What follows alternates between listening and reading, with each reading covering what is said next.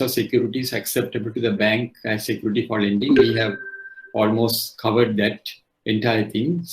One or two other securities to be covered. Then the operational aspects of such securities, the management and monitoring aspects, mitigation of risk, enforceability of such securities, insurance compliance. But today's session, I will also be touching on, I will be covering insurance, because insurance is also a very, very important area in the management of securities. So now, story-based learning. I have narrated many stories to you all. Can you all remember these stories? Can you all remember? Are you in a position to remember these stories? Yes or no? The stories which I narrated? Yes, sir. Right, very good. So now these stories were narrated with the intention of making my message stronger, so that you will always remember the stories which I narrated, because we also have come across many episodes, and today is my 47th year. Still we remember these stories. That's why I have shared these stories with you all. Then credit delivery, we touched on it, credit risk and effective management, and now these particulars. There are 3 slides, crossing the road, which gives a deeper meaning to the bankers, as narrated by a veteran banker at one of the credit risk seminar. Now here, if I take you back to this particular slide, you read the last para, where your bank expects you to be mindful of the types of risk you take, as well as identifying the risk accurately and taking the necessary safeguard. That means your bank expects you to be mindful of the risk you take, as well as identifying the risk accurately and taking the necessary safeguard. That's why on every security, there is an element of risk. And I have showed you all, I have explained to you all how you could mitigate these risks. Then definition of securities, role of security in bank lending. What do we mean by security? This we touched. Importance of updating the knowledge bank. Determining the suitability of security, factors to be considered. This is the most important, crucial factor which will determine the acceptance of the security. Then role of branch manager. Then types of security. Now these are the securities which you will be handling wherever you are, whether in a bank or financial institution. Or these are the securities which we accept. Whatever securities you take, you have to put it under one of this category. And you know how you know the operational aspects, you know the management aspects, up to stocks in trade. We have covered even life insurance policies also. We have discussed. Then before we take a mortgage, there are 2 important aspects to be checked, to be verified. Number 1, ownership. Number 2, valuation of any asset. Then these are the 3 ways in which banks create charges. There were some questions on this at the previous exam. Then I don't have to go back to that, because you have the recordings are there. You can always go through the recordings. Fixed mortgage, floating mortgage. You know what is fixed mortgage and a floating mortgage. In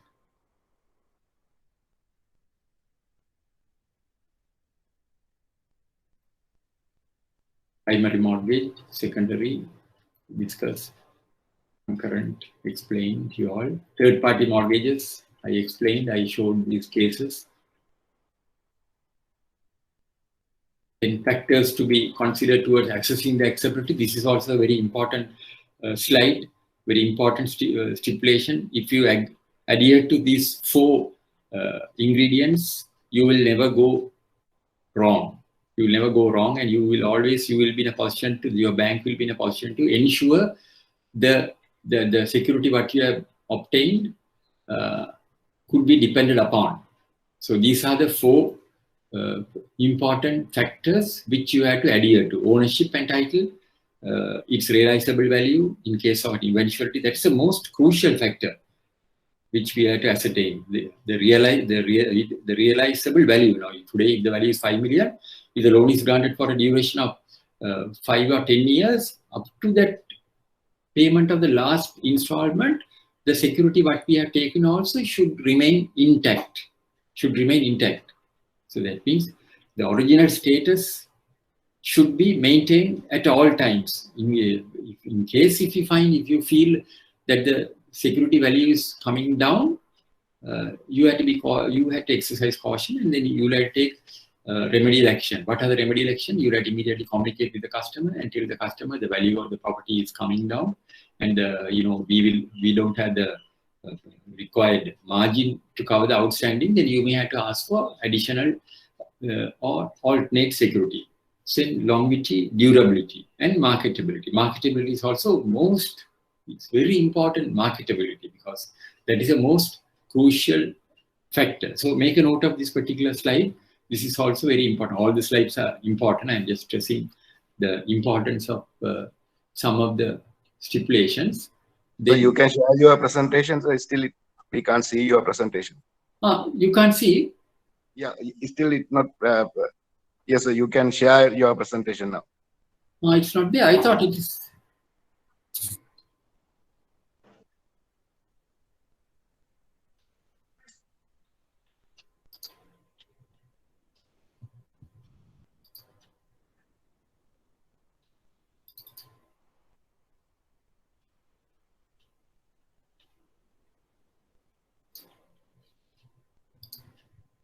Can you all see now?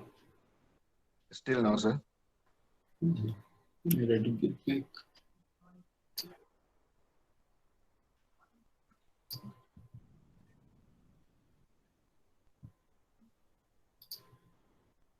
So go to minimize your presentation, and you can see the arrow keys to present.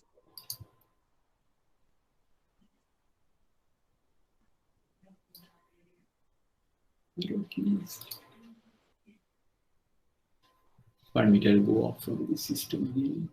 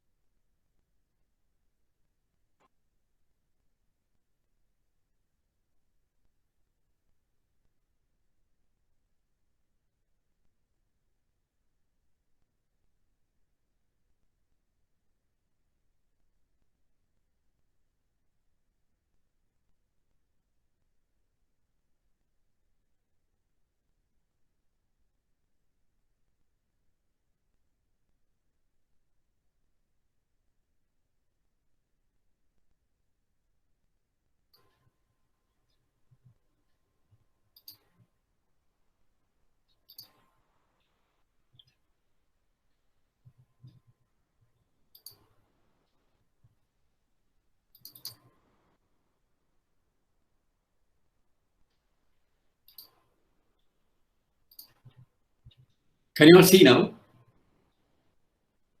Can you all see? Okay. No, sir. Okay. Slides? You can't see the slides? No, sir. Not yet.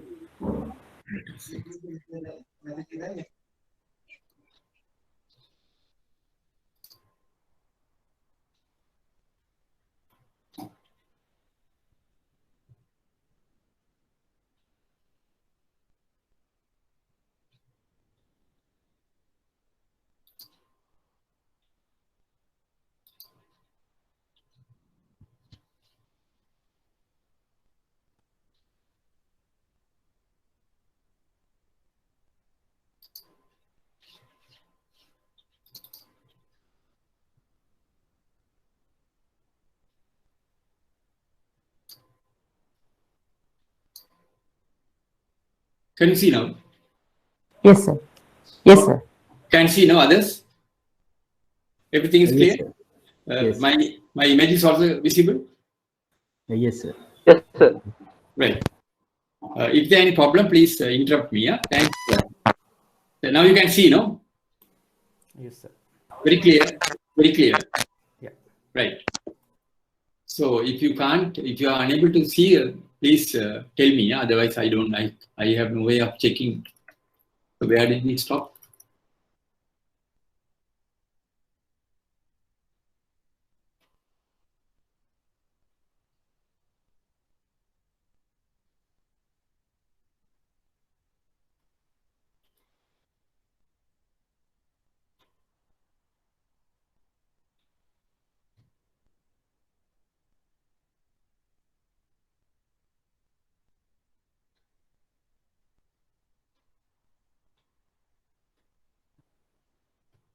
Right. You can see now. You can see this image. You can see. Yes, sir. Yes, Right. sir. Yes, sir. Right. You can hear my voice also. Is it soft, or you want me to raise my voice further?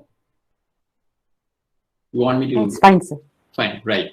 So category of immobile property, house and property, land and building. I don't have to go through it again, but anyway, just to refresh your memory and for the benefit of the people who may not have participated in the previous sessions and just revisiting this. So you all are very, very lucky, this particular batch, because why? Everything is recorded and everything is there till you sit for the exam. You have the luxury of revisiting this.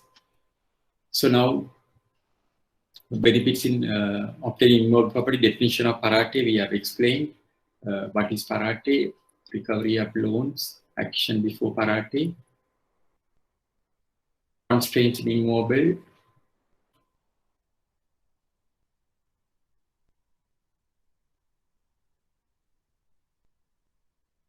cases.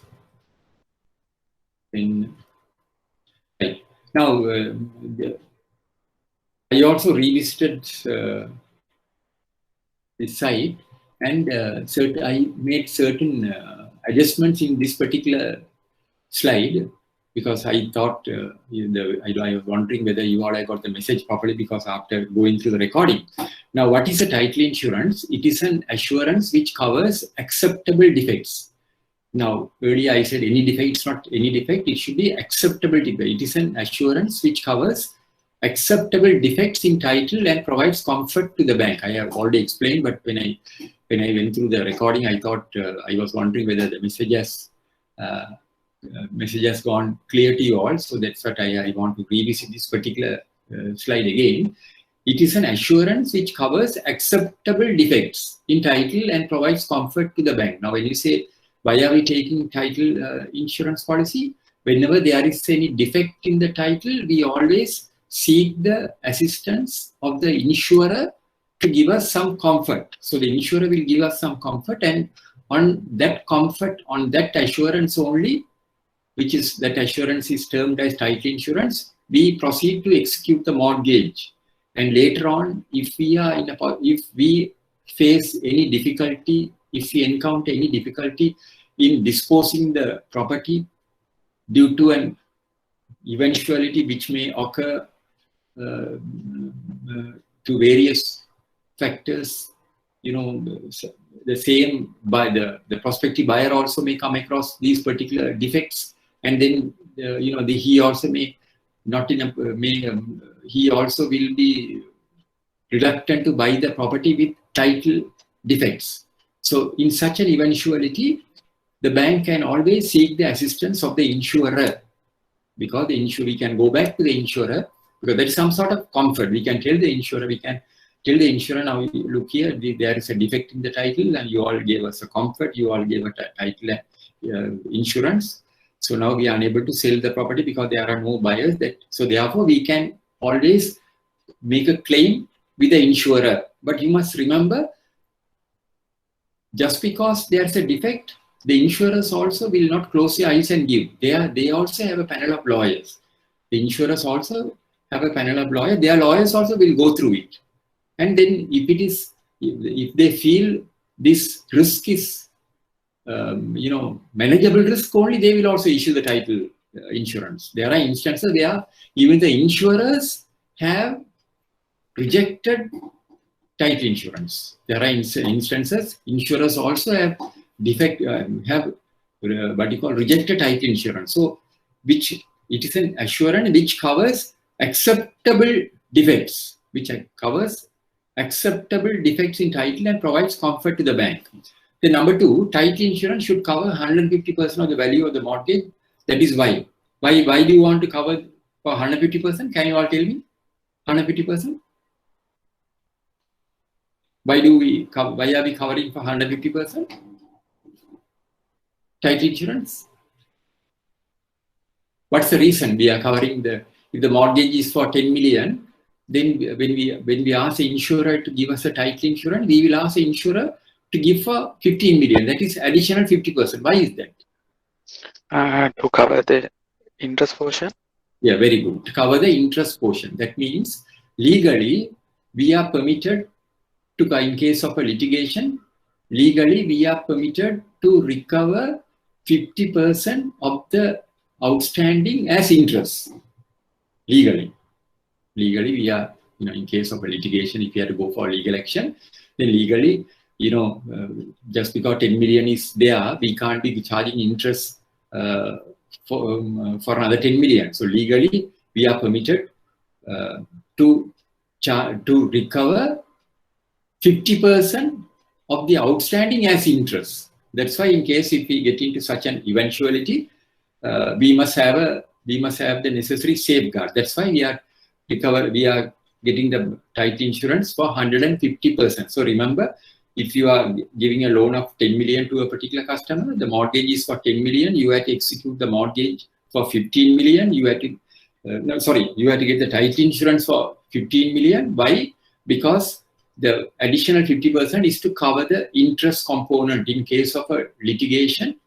In case if you have to go for legal action, then we will, even the courts will not order to recover another 10 million as interest. They may order to recover 50%. They may limit the interest recovery to an additional 50%, not 100%. So that is the reason why we want the title insurance to cover 150% of the value of the mortgage. But insurer also, when you ask for a title insurance, they will not just give the title insurance. So they will want to get a valuation. They also want a valuation. Because why they want a valuation? Because in case something goes wrong, they should be in a position to sell the property. So they not only they issue a title insurance, before issuing the title insurance, they will also want a valuation report covering the property. Because similar to the procedure we are adopting, insurer also will want a valuation report. So we will have to send a copy of the valuation report to the insurer. So if we are asking them to give a title insurance for 150%, they will want not only the these title deeds, they will also want a valuation report. Submission of valuation report to the insurer is also a must. That is also important, an important document as far as title insurance is concerned.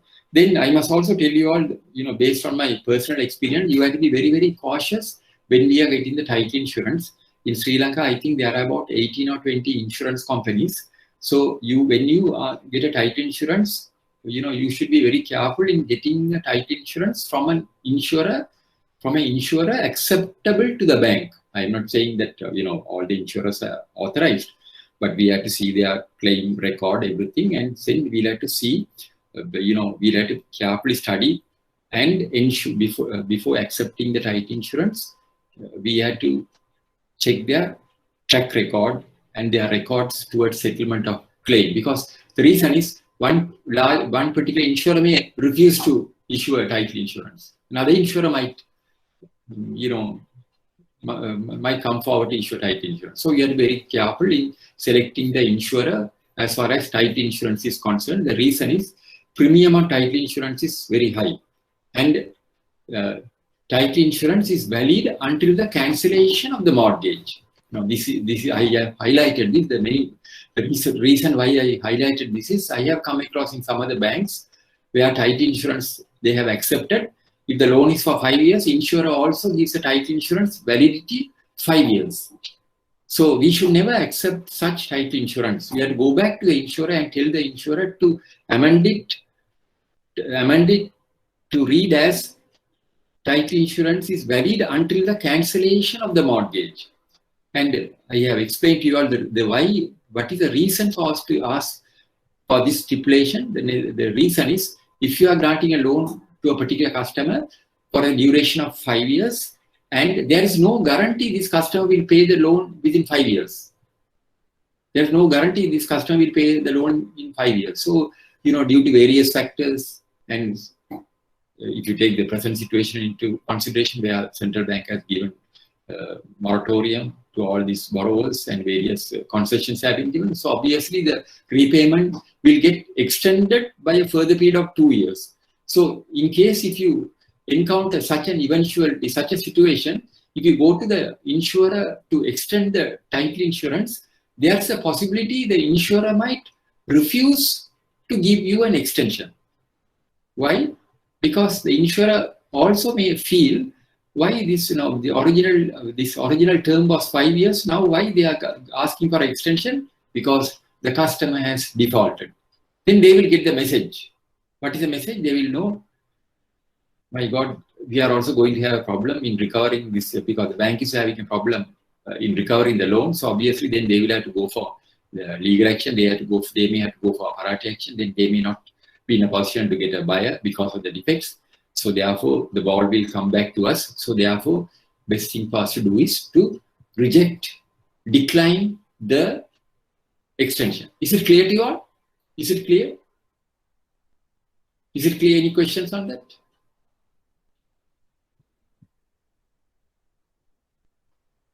Is it clear? Clear, sir. Yeah. Because on very many occasions, I have come across people asking me, why, sir, why do you want to get why can't we get it the 5 years? Why do you want to get the title insurance to be valid until the cancellation mortgage?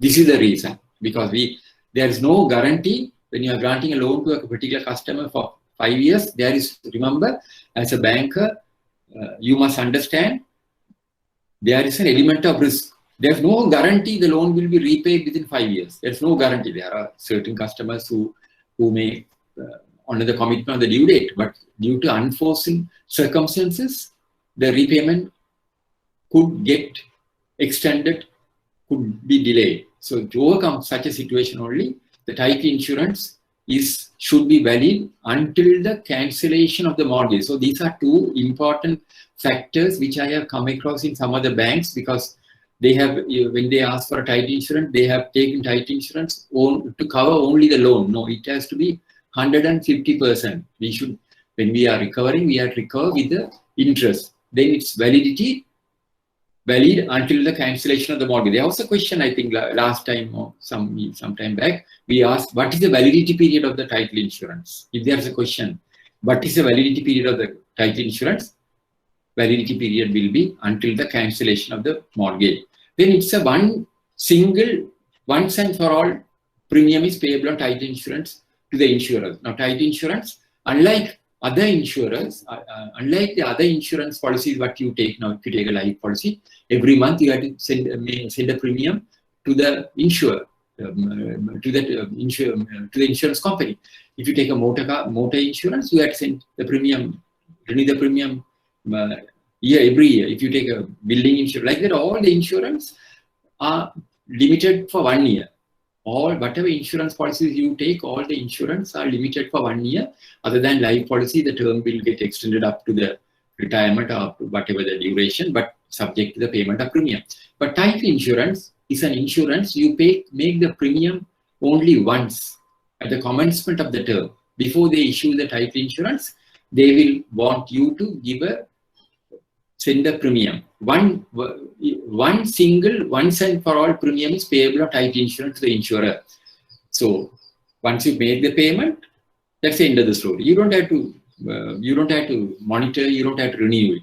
So only thing which I must tell, which you could consider is, because of the competitive environment, you can always get a quotation from some other competitive insurers. Now, if you get a quotation from a particular insurance company, if you feel that premium is very high, you can always get another quotation from another insurer. So, to help the customer. So just because one insurer is giving a premium, now we are coming across situations like that.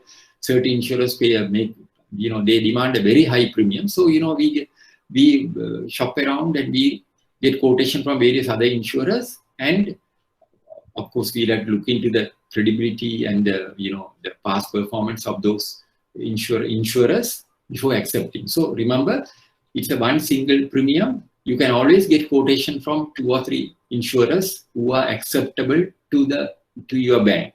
So it's a one single, once and for all payment. No monthly payment, no annual payment. Only one payment you make. That's the end of the story. Then once you get a title insurance, remember, you can't get the title insurance in isolation. What do I mean by isolation?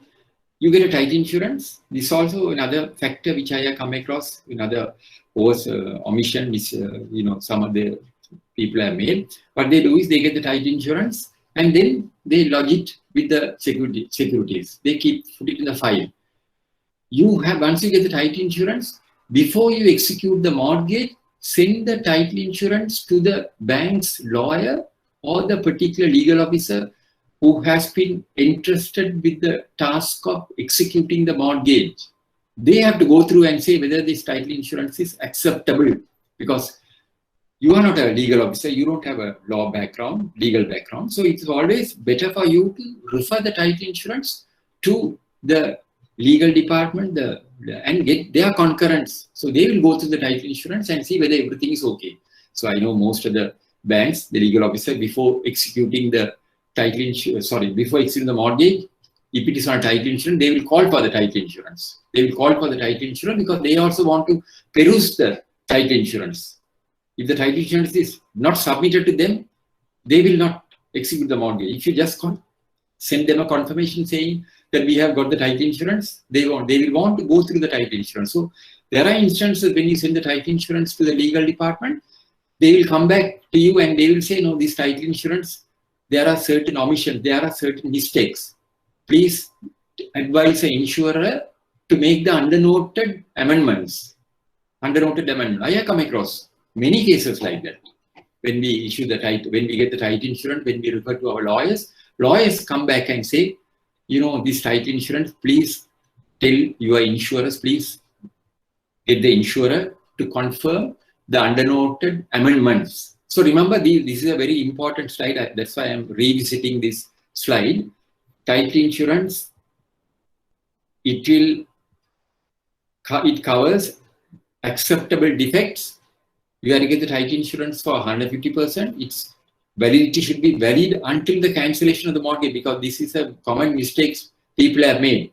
Then one single, once and for all premium and the title insurance should be referred to the bank's legal officer before you execute it. Even whether they ask for the title insurance or not, you send it to them. In some other banks, I have seen even the legal officer has not asked for the title insurance. So when I asked those people, they told me, sir, the legal officer has not asked. So it is your obligation to send it to the legal officer and get their concurrence. I know very well in HNB and all, they will never execute a mortgage on a title insurance unless the title insurance is referred to the legal department. They go through it, and if they accept the title insurance, before going for title insurance, you have to get their concurrence. You have to write, even the lawyer says there are certain defects, then you have to go back to the insurer and tell you have to go back to the legal officer and tell the legal officer whether we could get a title insurance.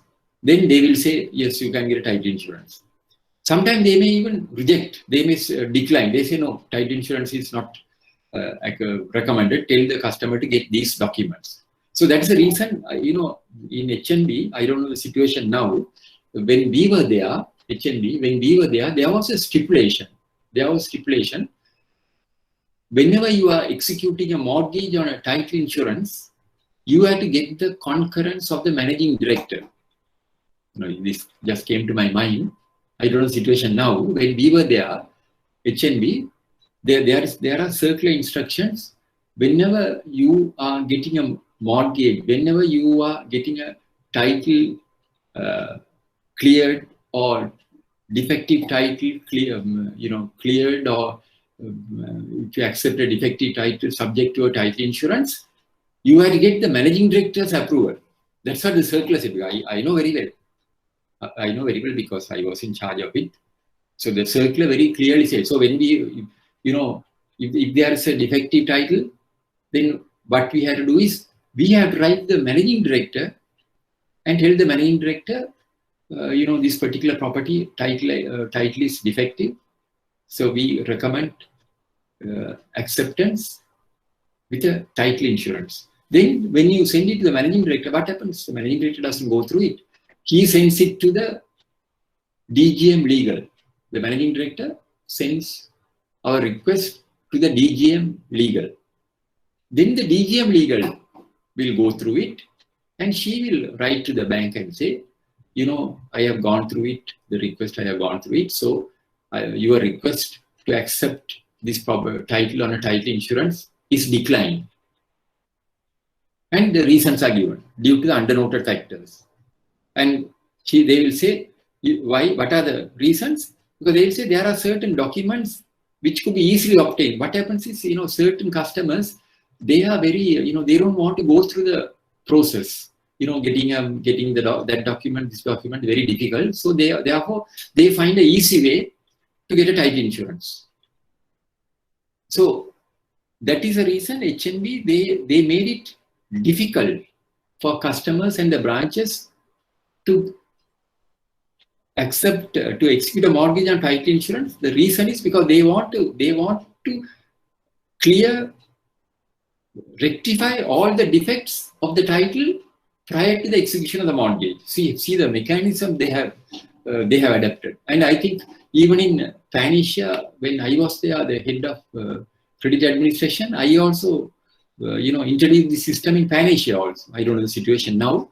In Pan-Asia also, before you execute a mortgage, if you execute a mortgage on title insurance, you have to get MD's approval. The same procedure which was adapted at HNB, I introduced at Pan-Asia also. You may be wondering, why are we making it difficult? The reason is, what will happen if you don't have these controls? All the people, relationship managers, branch managers, what will happen? They will, when the customer is offering a mortgage, they will say, no, go and get the title insurance. So they go to an insurer and get the title insurance and execute the mortgage. So therefore, by executing a mortgage over a weak title, you are exposing the bank to a greater risk, because that is the reason why they have, I don't know the situation now, that is the reason why they have made it difficult. They have made it difficult they have made it difficult to obtain a title insurance, because when there are easy mechanism available to you, so the bank expects you to go through the process. They say these are the documents you have to obtain. So you have to, it's a very difficult task for you to get those documents. So to make the matters easy for you, because the customer is interested in getting the loan, he wants to get a title insurance. But remember, getting a title insurance will not rectify the defects. Remember, getting a title insurance will not rectify the defects. I can give another example. One of the banks, major banks, I don't want to name the bank because these are all recorded. I was invited to conduct a session. I was talking to them about the title insurance. They had about 35, 40 branch managers. And they told me their bank has taken a decision. They will not execute any mortgage on title insurance. They have gone one step further. They said, sir, in our bank, there is a, management has taken a decision. We can't execute any property on title insurance. So I said, so if there's a defect, no. They said, no, defective property we are not accepting. Even title insurance, they are not accepting, which is a prudent decision, But only thing is, because of the competitive environment, there are 27 banks, so we may lose the business. So if we can manage the risk, we can take it. But that particular bank, the decision taken by them in not accepting the title insurance is a good decision, but only thing is they will lose a lot of business, because if you come across defective titles and if you are not accepting that particular title, the customer will go to another bank. Just imagine if you are giving a 100 million loan, and if you if you come across any defects, so there are small defects, manageable defects, and I could tell you another instance where in a particular bank where I was attached to, that bank bought a particular building. That bank bought that particular building. The bank bought it for a massive amount. They bought it. I think they bought it for about 375 million. They bought that particular property with the building and all.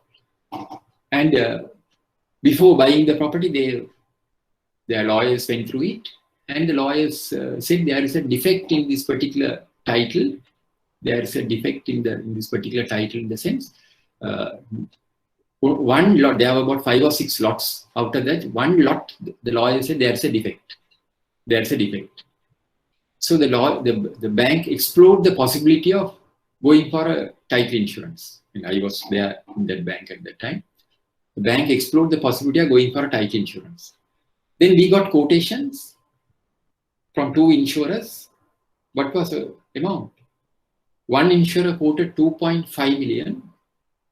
Another insurer quoted 2 million. So we got both quotations. Then it was referred to the MD. Then the board, it was sent to the board. Then the board decided not to accept that, not to go for title insurance. Because they said the premium is very high, 2.5 million, 2 million. So premium is very high. So therefore, what did they do? They decided to absorb the defect. That means they decided to take the risk to their shoulders and buy the property. Because although the risk was there, they said only one lot. No, never mind. We will take the risk. If something goes wrong, we will face it at that time. So the director, I think that's a very prudent decision they made many years ago. They made a very prudent decision in not going for a title insurance. So remember, title insurance, it's if you tell the customer, if you come across a situation where the customer is in a position to get those documents, you should go through that route. If the customer is in a position to get through those documents, you must advise the customer to go through it. And because the reason is, title insurance will not rectify the defects. Now, if you are buying a property for which the bank is giving a loan, you will like to have a clear title, or where all the defects have been rectified, or will you like to go for a title insurance? I am asking you. Let us assume that you are a staff member buying a property.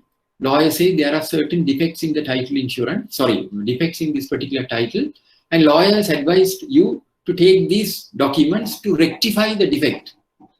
But you have another option to go for a title insurance. Which one you will prefer?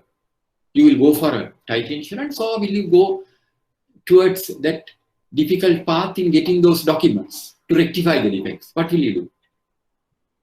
What will you do? Rectify the defects. Very good. Yes. You will go towards rectifying the defects. Because why? Because you are young.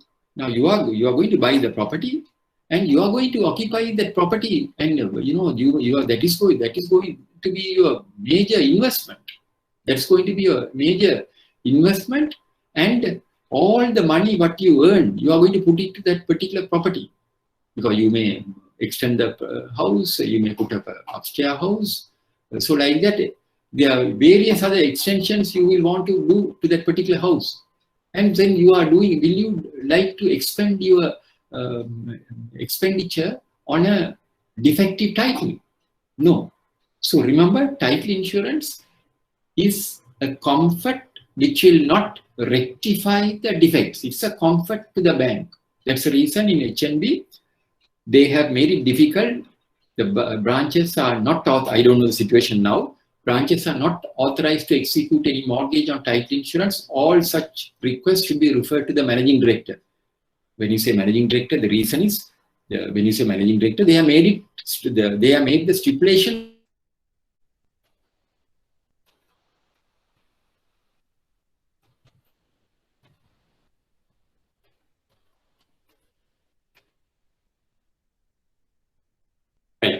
I was talking on this particular subject because this is also a very wide area. Title insurance, why we are taking title insurance. If there is when you come across a defect, we go for a title insurance, but you want always remember, wherever possible, if you can rectify the defects, it's better for you to rectify than going for a title insurance. You should never get title insurance in isolation. There are instances I have come across, you take a title insurance, you put the title insurance in file and tell the legal department to execute the mortgage, say you confirm that you are taking a title insurance. But remember, before you proceed with the mortgage, you must get the title insurance approved by your bank's legal officer. So title insurance is remember, title insurance will not rectify the defects. It is only a comfort to the bank. Is it clear to you all? Any questions on that? Any questions? Because this is a very wide area. Any questions? Can I proceed? Yes, sir. Right. So now the properties with life interest, we discussed life interest. Important aspect of valuation report, we discussed. It is already there. Then this is also another this thing. These are important cases.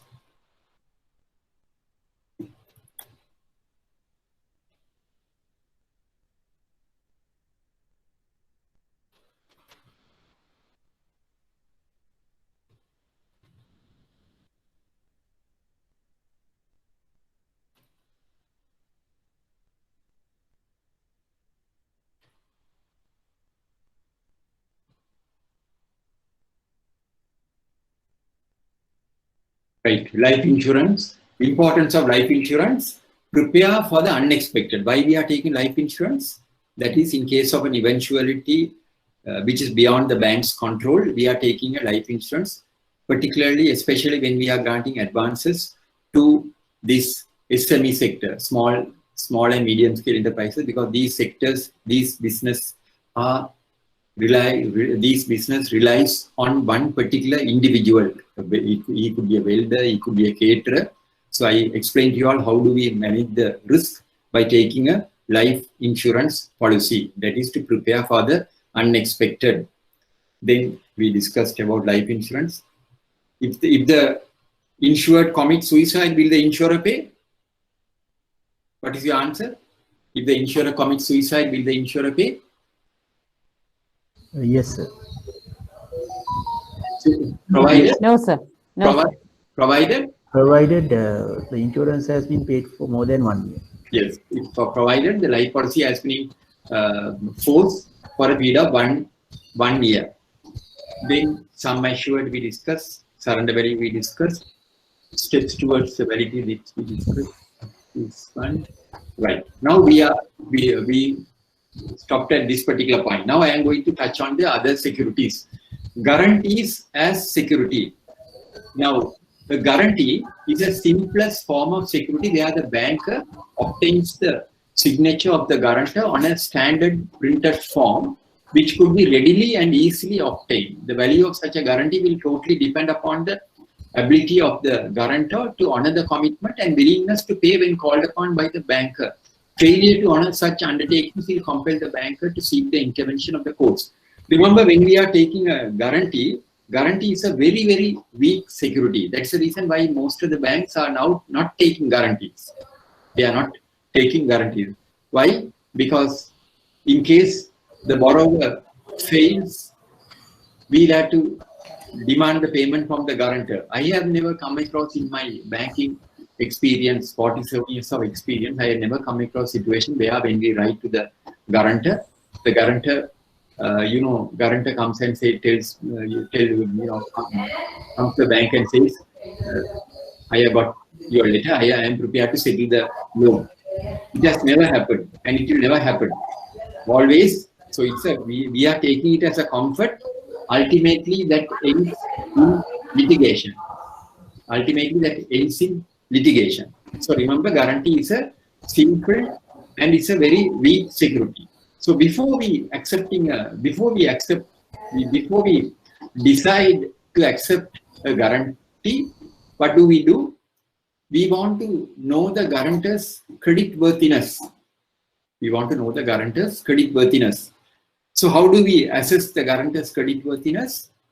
The banks and the financial institutions, they have a form.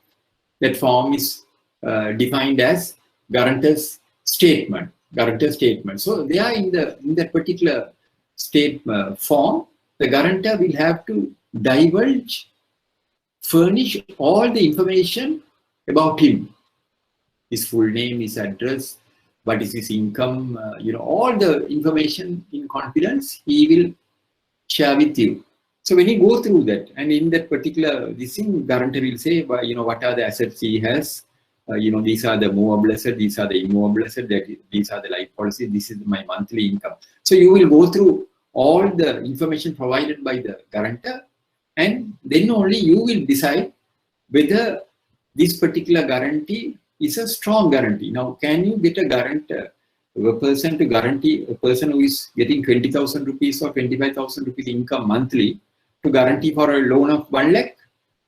Can you get a guarantee from a person who is getting a monthly income of 25,000 to guarantee for a loan of 1 lakh? Can you get? Yes or no? A person who has come to your bank for a loan of 1 lakh, he is providing the guarantee of one of his relations or friends. So when you went through his application form, you find that he is in receipt of a income of 30,000 rupees. So can you accept that guarantor?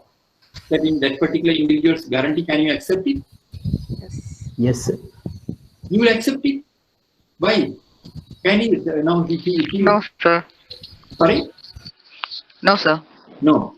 Yes. Somebody said yes. Somebody said no. Because I think the negative answer, the no, is the correct answer. The reason is, how can you expect a person who is getting an income of 30,000 rupees to sign as a guarantor for a loan of 1 lakh? Because in case if the borrower defaults, you will have to demand the payment from the guarantor. And the guarantor will come and say that I don't have the means to pay. I am getting only 30,000 rupees income monthly, and I have 2 children. I have family to, look after. I have to pay house rent. So how can I pay? So even if you file legal action, remember, the courts will find fault with the bank in accepting such a guarantee. I have come across. Courts will ask the bank, why do you go and get this man's guarantee? Now he can't, with 30,000 rupees, he can't survive, and now you all have gone and taken this man's guarantee and put this man into difficulty. So the courts will also not be kind to the bank. So remember, when you are accepting a guarantee, the guarantor's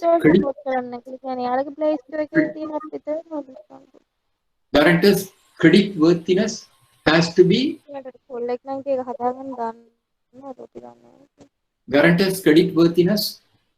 should be ascertained.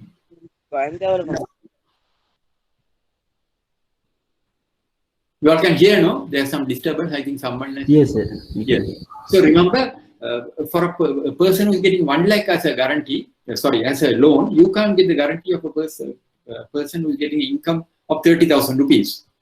But there may be cases, you may come across a situation where a person who may not have that amount of income, but a person with some reputation. A person who doesn't have that amount of income, but that is a person of some standing. Let us assume a very respectable gentleman in that particular area. So highly respectable person. So such guarantees you can accept, depending on the integrity of that person, because you will know such people will not come forward to sign as a guarantor unless they are convinced this person is this person is reliable, he will honor his commitment. I can give you another very good example. Sometime back So I came. Yes. If a customer came, he's having an income of 30,000. Yes. If he asks 100,000 loan, can't be considered. You can't. So, sorry, you are referring to a customer. Yeah, customer. If he Customer, having income of 30,000 and ask 100,000 loan. Yes, if he has an income of 100,000 loan, there are so many other criteria which you have to consider. What is the purpose of the loan? Whether he's engaged in a business, and then what is the income he's going to get, for what purpose he's taking a loan. But now if a customer takes a loan of 1 lakh, if you give the loan to be repaid in 5 years, what is the installment he'll have to pay? So all other conditions are comfortable. Sorry? And all other purpose and all other conditions are comfortable. Yes, but how? And he is offering 2 guarantors in similar grade in his capacity. Yeah, he is offering similar guarantee, but the only thing is there is a major risk. What is the risk? And he is assigning his salary also. He's 2 guarantors. Yeah. Yes, but if he's assigning his salary, I must tell you, when you are getting a salary assignment, now these days you are getting a salary assignment. When you are getting an assignment, there is a risk. What is the risk? Because when the employer gives an undertaking, employer says, at the request of our employee, so and so, we hereby confirm that his salary will be remitted to your bank, and this is a irrevocable undertaking. Correct?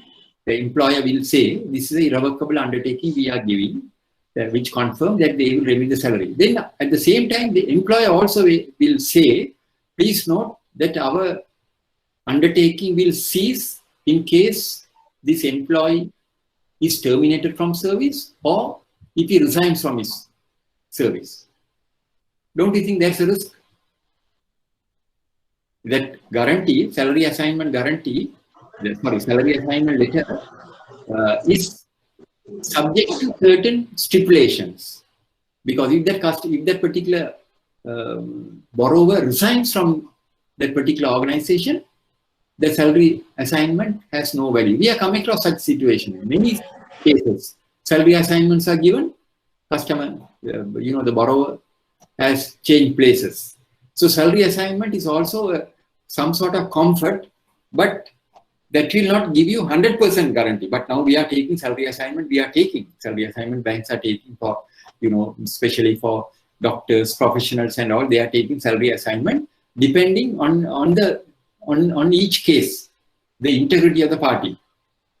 So if you are comfortable and if you have effective mechanism to recover the loan, even in case of the borrower changing the employment, then you can, each facility, there's a risk factor. You have to assess the risk. Now, in this customer is getting 30,000 rupees income.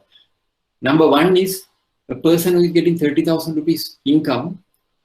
I don't think we can grant him a loan of 1 lakh purely on the income of 30,000, because we have to find out whether he is married, whether he is staying in a rented house, or whether it's own house, and all this expenditure, monthly expenditure. Now, that's when you are preparing, when you are doing a credit appraisal, individual loans, there is a statement banks are having, the mechanism, income and expenditure statement.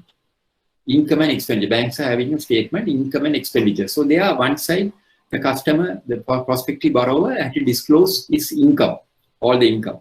See, on the other side, you find expenditure, monthly expenditure, how much he has to spend. Then you have to see whether there is a surplus income available to meet the installment and interest on the proposed loan.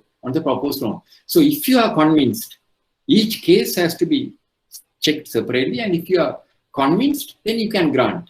Salary assignment is also there, but salary assignment will not give 100% guarantee, because I have seen salary assignment letters, employers have told in the final para, they will say, this, please note, this, our undertaking will be valid only as long as the employer remains in employment. It will cease if he is terminated or if he resigns. Is it clear? Is it clear to you? Is it clear? Will you to accept a loan of to grant a loan of Yes, sir.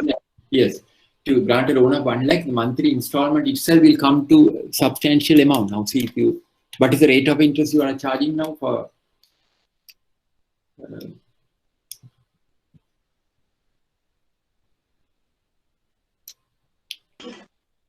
What's the rate of interest you are charging? For 9.75.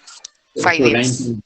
So for 5 years. So what will be the installment, miss? I don't have the calculator here. What will be the installment for? There's a calculator. Divided by 5 years. No, you said 5 years. Yes, sir. Installment itself will come to about 1,600 or something. Then with the interest and all, it will come to a substantial amount. So you can consider granting that loan subject to these conditions. Income and expenditure statement. You have to get an income and expenditure statement to, as now we had done when we were in banks, when we were handling this, I could remember. We had an income and we give a statement to the customer. We get a statement with the guarantor's statement or with the borrower's loan application. We give a statement to the customer, income and expenditure statement. So the customer has to divulge his income and his expenditure. Monthly, how much he has to spend for electricity. Monthly, how much he has to spend for rent. Then he will say, no, I am staying with my parents. Then water service. Then for my monthly expenditure, school, how many children I have, for their education, how much I have to pay, school fees, school van. Then ultimately, you have to go through it and see the income and expenditure statement, which is submitted by the customer, is a realistic statement. You have to see whether that is a real situation he has given. If he says monthly expenditure is 2,000 rupees, my monthly expenditure is 5,000 rupees, is it acceptable? No. 5,000 rupees, is it enough? If a person is having 2 children with, and says, I am spending only 5,000 rupees, will you accept it? Is it a statement on which you could rely? Yes or no? Is it a statement on which you could rely? No. No. So remember, it's a good question. If a customer wants a loan of 1 lakh, he is having an income of 30,000 rupees, salary assignment letter is a must. In addition to that, you have to explore all of the options and see in case if this man resigns and leaves, because I have come across situations where people at the time of granting the loan, they have got a salary assignment letter and they have granted the banks have granted the loan. When the loan went into arrears, when they contacted the particular organization, they said, no, this man has ceased. He is no longer with us. So then we asked them, do you have any idea where he has gone? That also they don't know. They don't know. So the bank people. So you have to assess. Number 1 is income and expenditure statement. Number 2 is you have to find out how long he has been working in that particular organization. So you have to see. You have to assess. Yeah, each person has to be assessed individually. So for that, you need experience. So if you are convinced, no, never mind, I have got the salary assignment, even in case if this man resigns, if he resigns, how will you overcome? In the credit appraisal, there's another column, we do what we call risk analysis. There in the risk analysis, we will say, this person is working here, we have got the salary assignment letter from the his employer. In case of resignation, we are confident that we will be in a position to recover the loan. Why? Because he has IT qualifications.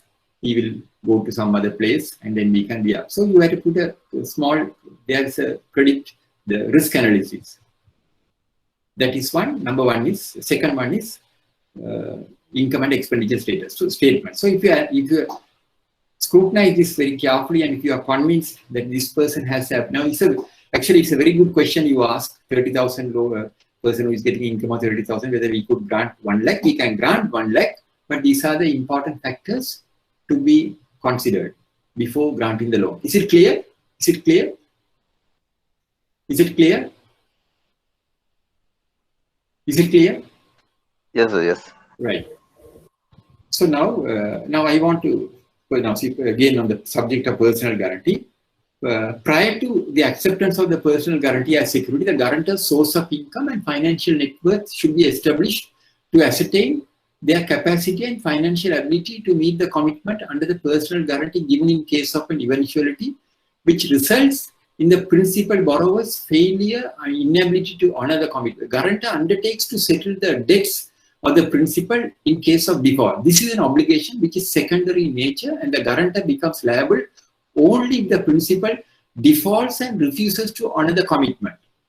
So remember, prior to the acceptance of any personal guarantee as security, the guarantor's source of income and financial net worth should be established to ascertain their capacity and financial ability to meet the commitment under the personal guarantee given in case of an eventuality, which results in the principal borrower's failure, inability to honor the commitment. A guarantor undertakes to settle the debts of the principal in case of a default.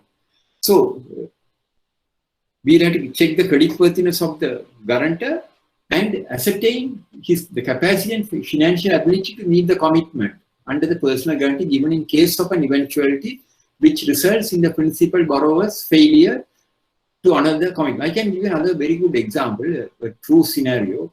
I came across a situation, one customer, one person who is known to me, who is not very close to me, but he is known to me. This person has gone to one of the HNB branches for a loan of 50,000 rupees. And he has, this is a true story I am sharing with you all. So he has gone and met the manager, HNB branch, and he has said that I want to get a loan of 50,000 rupees. What are the conditions? Also, the manager has told him, you have to get 2 guarantors. Then, course of conversation, he has told the branch manager that he is known to me. It means he knows me. I know Mr. Rajanathan, he has told. Then, but you know, what do you think the branch manager would have told? Can you tell me? What do you think the branch manager would have told? If you are a branch manager, if somebody comes and tells you that I know Mr. Rajanathan, what will you do? What will you do? He has spoken to you. Sorry? Yes, very good. Very good. You gave the correct answer. You said you would have spoken to him. But here, this manager didn't do that. He went one extra step. What is the step? Can you tell me what is the extra step he went? Prudent manager. What is the extra step he went? He told this person, you know Mr. Rajanathan, no? Then why don't you get his personal guarantee? I will give the loan. And then this person came and met me and he told me, I went to this particular branch, HNB branch, I want to take a loan of 50,000 rupees. Manager told me, if you can sign as a guarantor, he will give the loan. Manager has told. And the manager was prepared even to give the loan only on my guarantee. And how the manager was not bothered to see whether I am getting, what is my income, and I am a pensioner of HNB. But still for all, the manager was willing to grant the loan of 50,000 rupees to this person, provided I sign as a guarantor. What do you think about the manager's decision? Is it a good decision or bad decision? What do you think? What is your opinion? It's a bad decision. Why do you say bad decision? Because at the moment you are a pensioner. Yes. So you have no responsibility to yeah, very good. Yeah, I accept your answer. Manager made a bad decision because the manager should not put me into trouble neither. Hey, Mani, you are thinking? Yes, sir. Yes. Any other? It's a good decision, sir. Yes. What do you say? Why do you say it's a good decision? So if you can't guarantee that loan, the customer is coming saying that Mr. Rajaratnam is known to him. If Mr. Rajaratnam cannot guarantee that, he will not encourage the customer to obtain that loan from the bank. Yeah, very good. Excellent. Excellent. You gave the correct answer. The earlier answer also good. because his opinion was that the manager shouldn't have put me into trouble. That's also very good. That answer is also very good because I am a pensioner. He should not put me into trouble. Your answer is also excellent because here you find a prudent manager because he knows that I will never sign as a guarantor to get over the situation. But in case if I have agreed to sign as a guarantor, the manager would have granted the loan because in case the customer, and he knows, a particular manager, he knows me because I have worked at HMP for more than 30 years, so they know me. And I have conducted several training programs. So he knows that Mr. Rajanan will never sign. But in case if I have signed as a guarantor, he would have given the loan without any hesitation. And if that customer defaults, or in case if he has defaulted, he would have contacted me. He would have been behind me. He will be at my neck, my throat. He will say, boss, I have granted the loan, this man has not deposited the money. Then ultimately, it will result in the manager writing to the HMB management and saying that I have granted a loan against his personal guarantee. He has not, this customer has not paid, so Mr. Rajanan is not helping us. Then the HMB might even go to the extent of recovering from my pension. Am I correct? So, I am just giving this example just to enlighten you the importance of obtaining the guarantee of people with high integrity, because that is a very solid guarantee rather than getting a person with substantial income. So when this person came and met me, what do you think I would have told? He came and met me. What do you think I am asking you, young bankers like you all? What do you think I would have told this person? When he came with the application. He came home with the application form and the guarantor statement, and he said, "Sir, I have gone." The manager said, "If your guarantee is there, you will give the loan." What do you think? According to you, what do you think? I know you can't decide on my judgment, but anyway, I'm just visualize, just think what I would have told. Do you think that I would have agreed to sign as a guarantor? No, you won't. No, sir. No, very good. You say that I told this customer, I am an ex-staff of the bank. I cannot sign as a guarantor because bank staff can't sign as guarantors. Am I correct? Bank staff can't sign as guarantor. If they sign as a guarantee, they are liable for immediate dismissal. If you see your bank's letter of appointment, there are whole heap of conditions given. You can't. If you get into any financial commitment with another organization, you are liable for immediate dismissal. You are liable for immediate dismissal. That is while you are in service. While you are in service. So then I told this customer, I can't sign as a guarantor. I'm very sorry. I can't sign as a guarantor because I am a staff. And although I am retired, still I am considered as a staff. I am the event. Then I gave a call and spoke to the manager. I told the manager, I said, you are a Mara fellow, and when this man came, you had to, boss, I know you won't sign as a guarantor. He told me, I knew that you will not sign as a guarantor because he said that he doesn't have the necessary income. So to get over the situation, I said, because when this person mentioned that I know Rajanan, I said, okay, get the guarantee. Get his guarantee and come, I will give the loan. But I knew you will not sign as a guarantor. So remember, number one is you can't sign as a, if you are working in a bank, financial institution or bank, you cannot sign as a guarantor. In one of the banks I could remember in one of the banks I was attached to, not HMB, in another bank, I don't want to mention the name. One day the head of HR gave me a call and said, one of my staff members, he said, this person has signed as a guarantor. This person has signed as a guarantor for a loan in institution. And she said that, this man, he will lose his job. He will lose his job. If he asks for explanation, he will lose his job. Then immediately I pleaded with the head of HR and I told him, don't do that. Don't do that. I will tell this boy to withdraw his guarantee. I will tell this boy to withdraw this guarantee. She said, no, if you write a letter, because tell him to go through the letter appointment, there's a clause. If he signs as a guarantor, he is liable for immediate dismissal. Then immediately I called this, the head of HR was good then. He was having cordial relationship with me, so I told her, don't do that. So I called this boy. I told this boy, don't, I got called, did you sign? Then he said, yes, boss, I signed. I didn't know. I said, in the letter appointment, so I said, do you immediately go and withdraw? You can't withdraw. You can't withdraw. Once you sign, you can't withdraw. So I said, get into some arrangement, and then I think he has spoken to the borrower and some arrangements were made.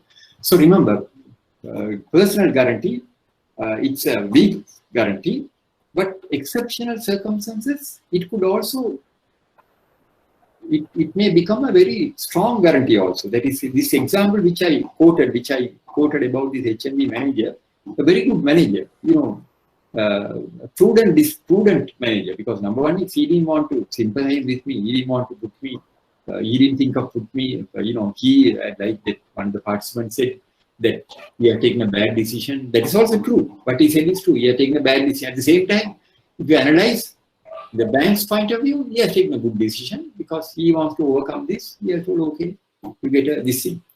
So prior to the acceptance of the personal guarantee as security, the guarantor's source of income and financial net worth should be established to ascertain their capacity and financial ability to meet the commitment under the personal guarantee given in case of an eventuality which results in the principal borrower's failure, inability to honor the commitment. A guarantor undertakes to settle the debts of the principal in case of a default.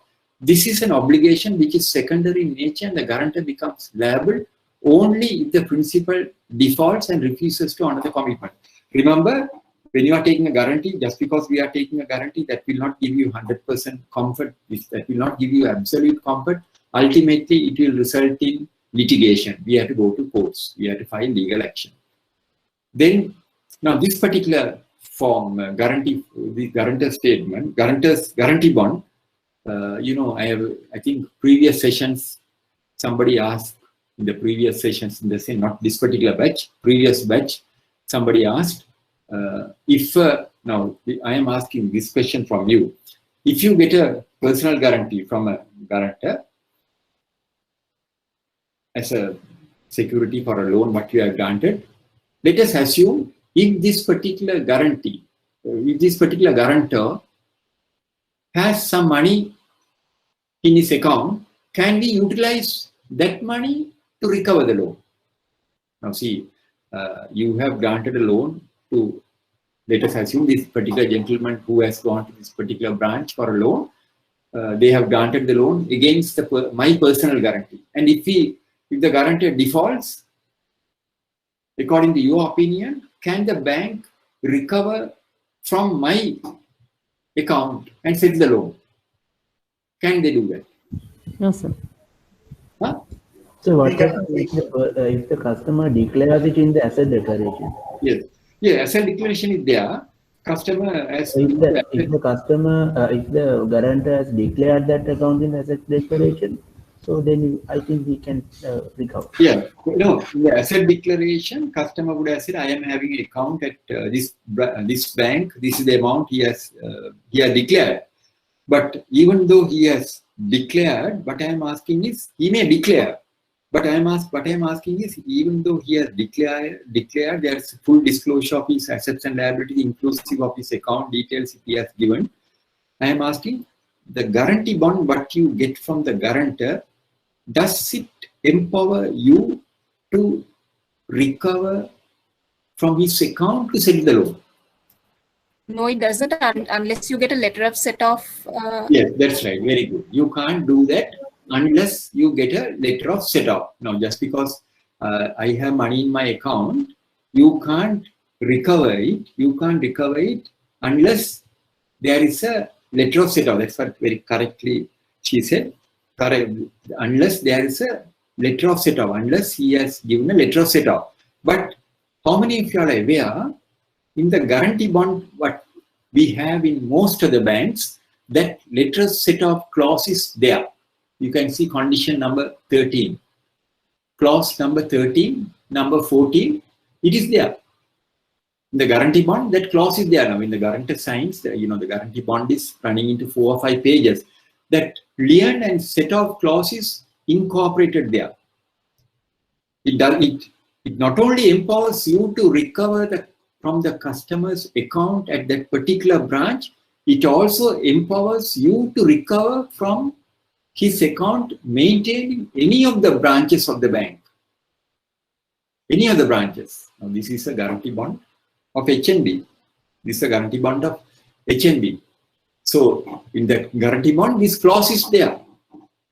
So, when the guarantor, when you ask the guarantor to sign the guarantee bond, he signs. But when he signs, he doesn't realize that he is signing his death warrant because the clause is there, lien clause and set of clauses there, authority to delete. So, if everything fails, we have a right to recover from the guarantor's account towards the settlement of the liability. Is it clear? If you ask the question, is it clear? You agree with me? The clause is there. Letter set of clause? Yes, sir. Okay. Yes. Because this question was raised by one of the participants of this previous batch. Then I went through my documents and I got this guarantee bond. Then that clause is there. So in the guarantee bond, if that clause is there, you have a right to recover from my account. If I have signed as a guarantor, you have every right to recover from my account. But normally bankers don't do that because that will strain the relationship they are having with the guarantor. If the guarantor is a person, with a respectable person and with substantial facilities, a valued constituent of your bank, you may not do it, but that option is available to you. Remember, that option is available to you. Some people think, how can we recover? That is there, provided your guarantee bond. Now, when you all get back tomorrow, Monday, go through your guarantee bond and see whether this particular clause is incorporated in your guarantee bond. If that clause is not there in your guarantee, it's advisable for you to get in touch with your legal department, legal people, and tell them to incorporate that clause in the guarantee bond. Now, these HNB guarantee bonds and all were drafted by veterans. So everything is there. Lien, letter set out. So that clause. So even though the customer has given a declaration that he has account at this place, we can't recover if he has not signed the guarantee bond. If he has signed the guarantee bond, we can recover. So supposing if he doesn't have any money in the account, then what do? Then you have to go for legal action. You have to go for legal action. You have to seek the intervention of the courts. When you seek the intervention of the court, that will go on for 5, 6, 7 years. It will go, or sometimes it will go for 10 years. So then, it's a very difficult task. That's the reason why most of the banks are now not taking the personal guarantee, because personal guarantee is a very weak security. Any questions on that? So if it is a joint and several guarantee, can we recover the whole amount from one guarantor?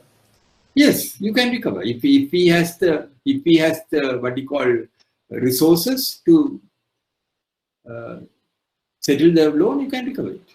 You can recover it. Nothing prevents you from recovering. But the only thing is, we don't do that because most of the banks don't do that, because even though that comfort is there, they keep it as a last resort. They keep it as a last resort. They will call the guarantor and tell the guarantor, if you tell the guarantor, then immediately he will want to withdraw all his money. So some people, if there's a fixed deposit, they will put a hold on that. But we don't do it. But we have that option. We have that option to recover. But what happens if you recover? If you recover, that is the end of your banking relationship with that guarantor. Am I correct? Am I correct? If you recover, that will be the end of the banking relationship with the guarantor. Any questions on that? So if we take the letter of set off, yes, can we recover from the against like fixed deposit or savings balance any of the account? Yes. If you get the blanket letter set, the letter set off, we are not in the letter set off. We are not indicating that account, savings account number, fixed deposit number. Nothing is stated. We are just taking a general letter set off, which empowers you to recover from any accounts. We don't mention any account. Now, even here, no account is mentioned. Is it clear? So generally, when we obtain Yes, sir. offer letters, Yeah. we mention all the securities in the offer letter, right? Yes. So if we obtain a guarantee bond with a clause of set off, are we mentioning that in the offer letter as well? Because the client can come back and fight against the bank. Now I have given you only a bank guarantee or the No, we don't say that. We don't say that. We don't Right. do it. No. So without mentioning this set off clause, can we set off it? I mean, because this is kind of a hidden clause. That's the thing. All these there are a lot of clauses like that. There are a lot of clauses. Because when a guarantor signs as a guarantor, he's supposed to go through the guarantee bond. He'll have to say, if you go through the guarantee bond, no guarantor will sign. Nobody will, no one goes through it. In my banking experience, I have come across only one gentleman who went through the guarantee bond. When they come, he say, sign here, sign here, sign here, sign everywhere. So, because they won't ask any question, they sign. But only I have come across in my banking career only one gentleman. When he came, he said, I want to go through the guarantee bond. Can you give me some time? I said, okay, then yeah. He said, I said, it will take a long time. He said, that I don't mind. He said, can you give me a copy? I said, we can't give a copy. These are secure documents. We don't give a copy. But if you want, you can go through it. Then that gentleman went through it and he said, my God, this is a wide cover. No, it covers everything. No. He said, it covers everything other than my wife. Everything is covered, he said.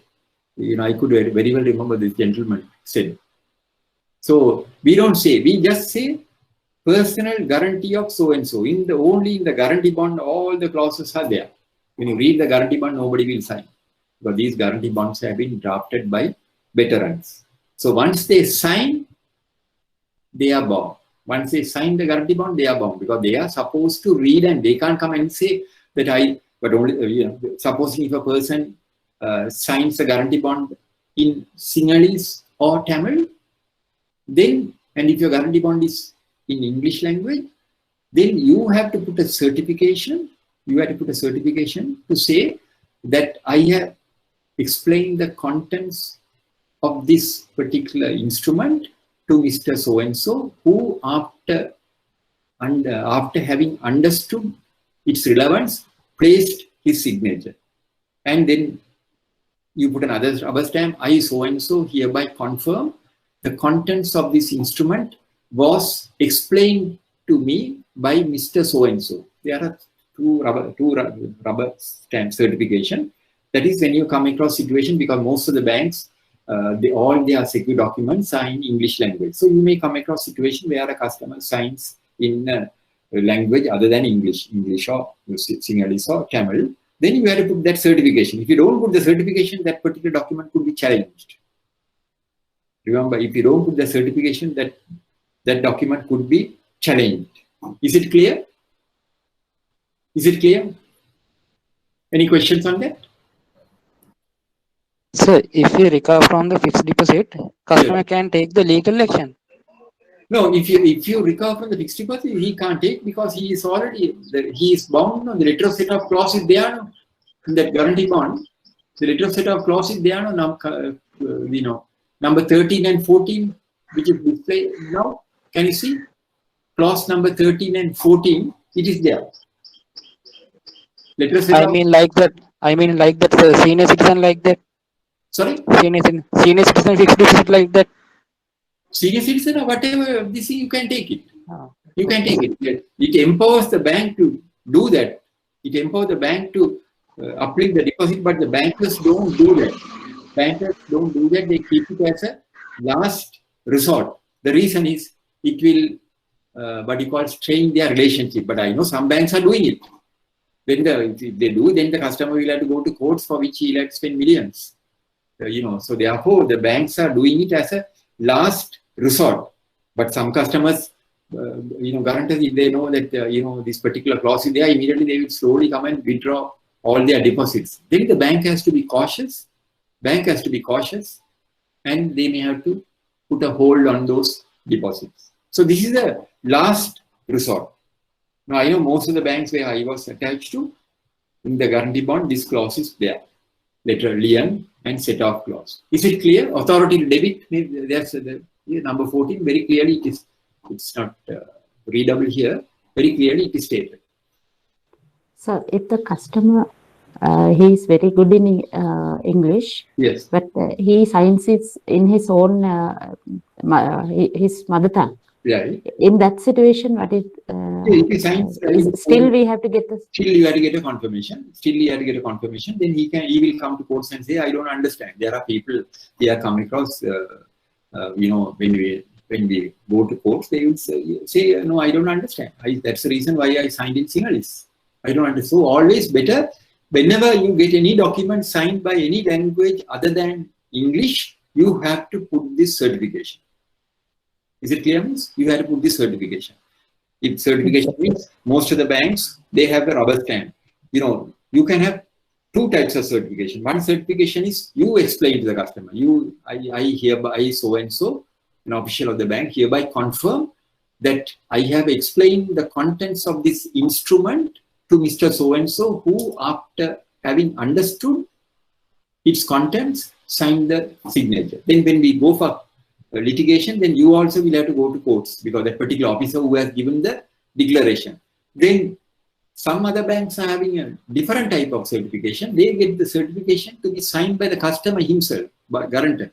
I so-and-so hereby confirm that the contents of this instrument was explained to me by Mr. So-and-so of this bank, and I, after having understood its contents, placed my signature.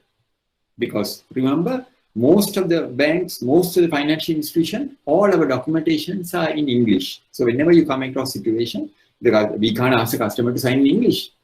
So if he doesn't understand English, that's okay. But you put the certification.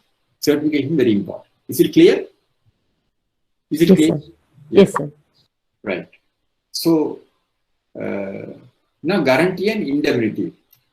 What do you mean by guarantee and indemnity? In a guarantee, the guarantor undertakes a liability on the default of the primary debtor. The guarantor says if the principal doesn't pay the liability, I will pay.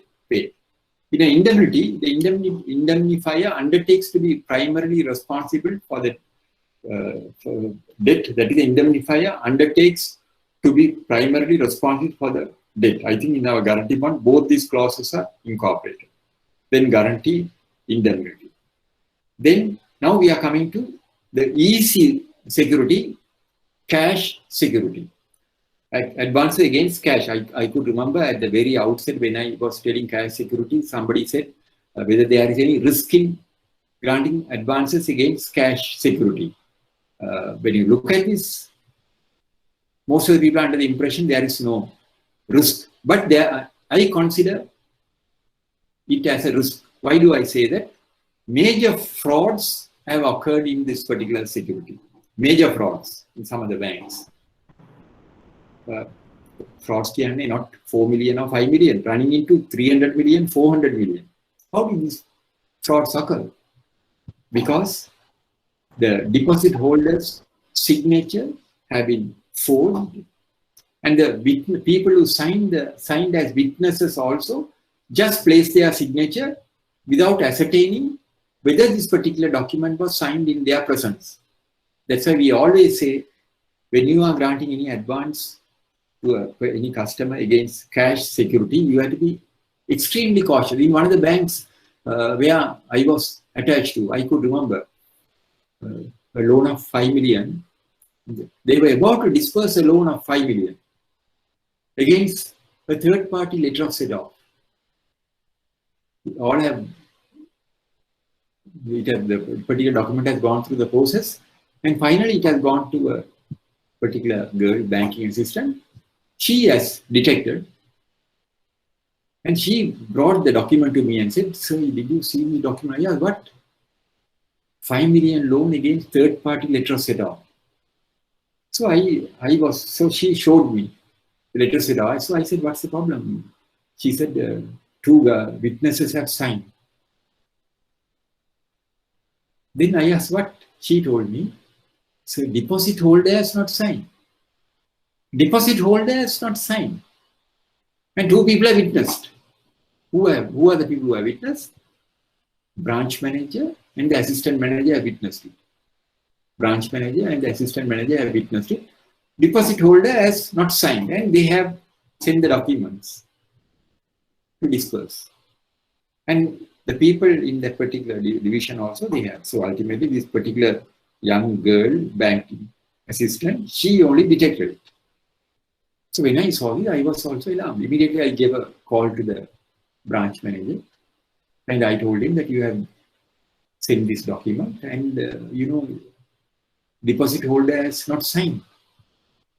Then the manager told me, boss, I am very sorry because I saw the assistant manager's signature and I have signed. This is what he told. I saw the assistant manager's signature. These are true. I think I have the documents here because I can't show you the document because these are all recorded.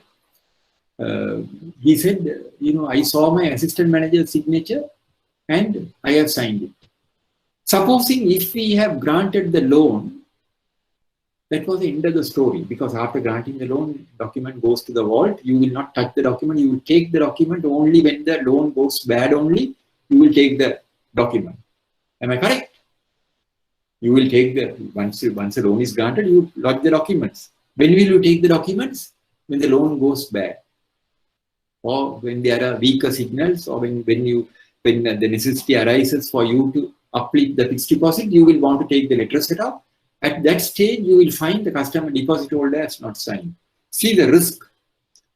So, when I told the branch manager, I think we asked for explanation from the branch manager. This was referred to the CEO. Then the CEO said, ask for explanation from the branch manager and the assistant manager asked for explanation because this is a very serious thing. Very serious thing because these people are, they have been interested in the responsibility, carelessness. And the manager and assistant manager witnessed it, deposit holder has not signed. I think I have the document still, a photocopy I am having. They have not signed. So I am highlighting, I am stressing on the importance of cash security because cash security is very vulnerable. Now, how did these frauds occur in some of these banks? There are people who have forged the signature of the deposit holder. There are people who have forged the signature of the deposit holder and they have got that particular document to be witnessed by 2 innocent staff members. Now those staff members also lost their jobs. I know very well. I know these people also because they told me and I asked them, why did you sign as a witness? They said, boss, we didn't know because they said this document is customer has signed and gone. We didn't know, we signed as witnesses. So when you sign as a witness, you are liable. So that's the reason whenever you are granting any facility against cash security, you will have to ascertain whether the deposit holder has come to the bank and executed the document in your presence. If you are satisfied with that aspect only, you must sign as a guarantor. You cannot.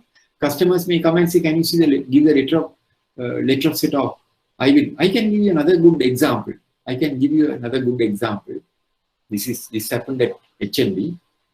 I think I can share this.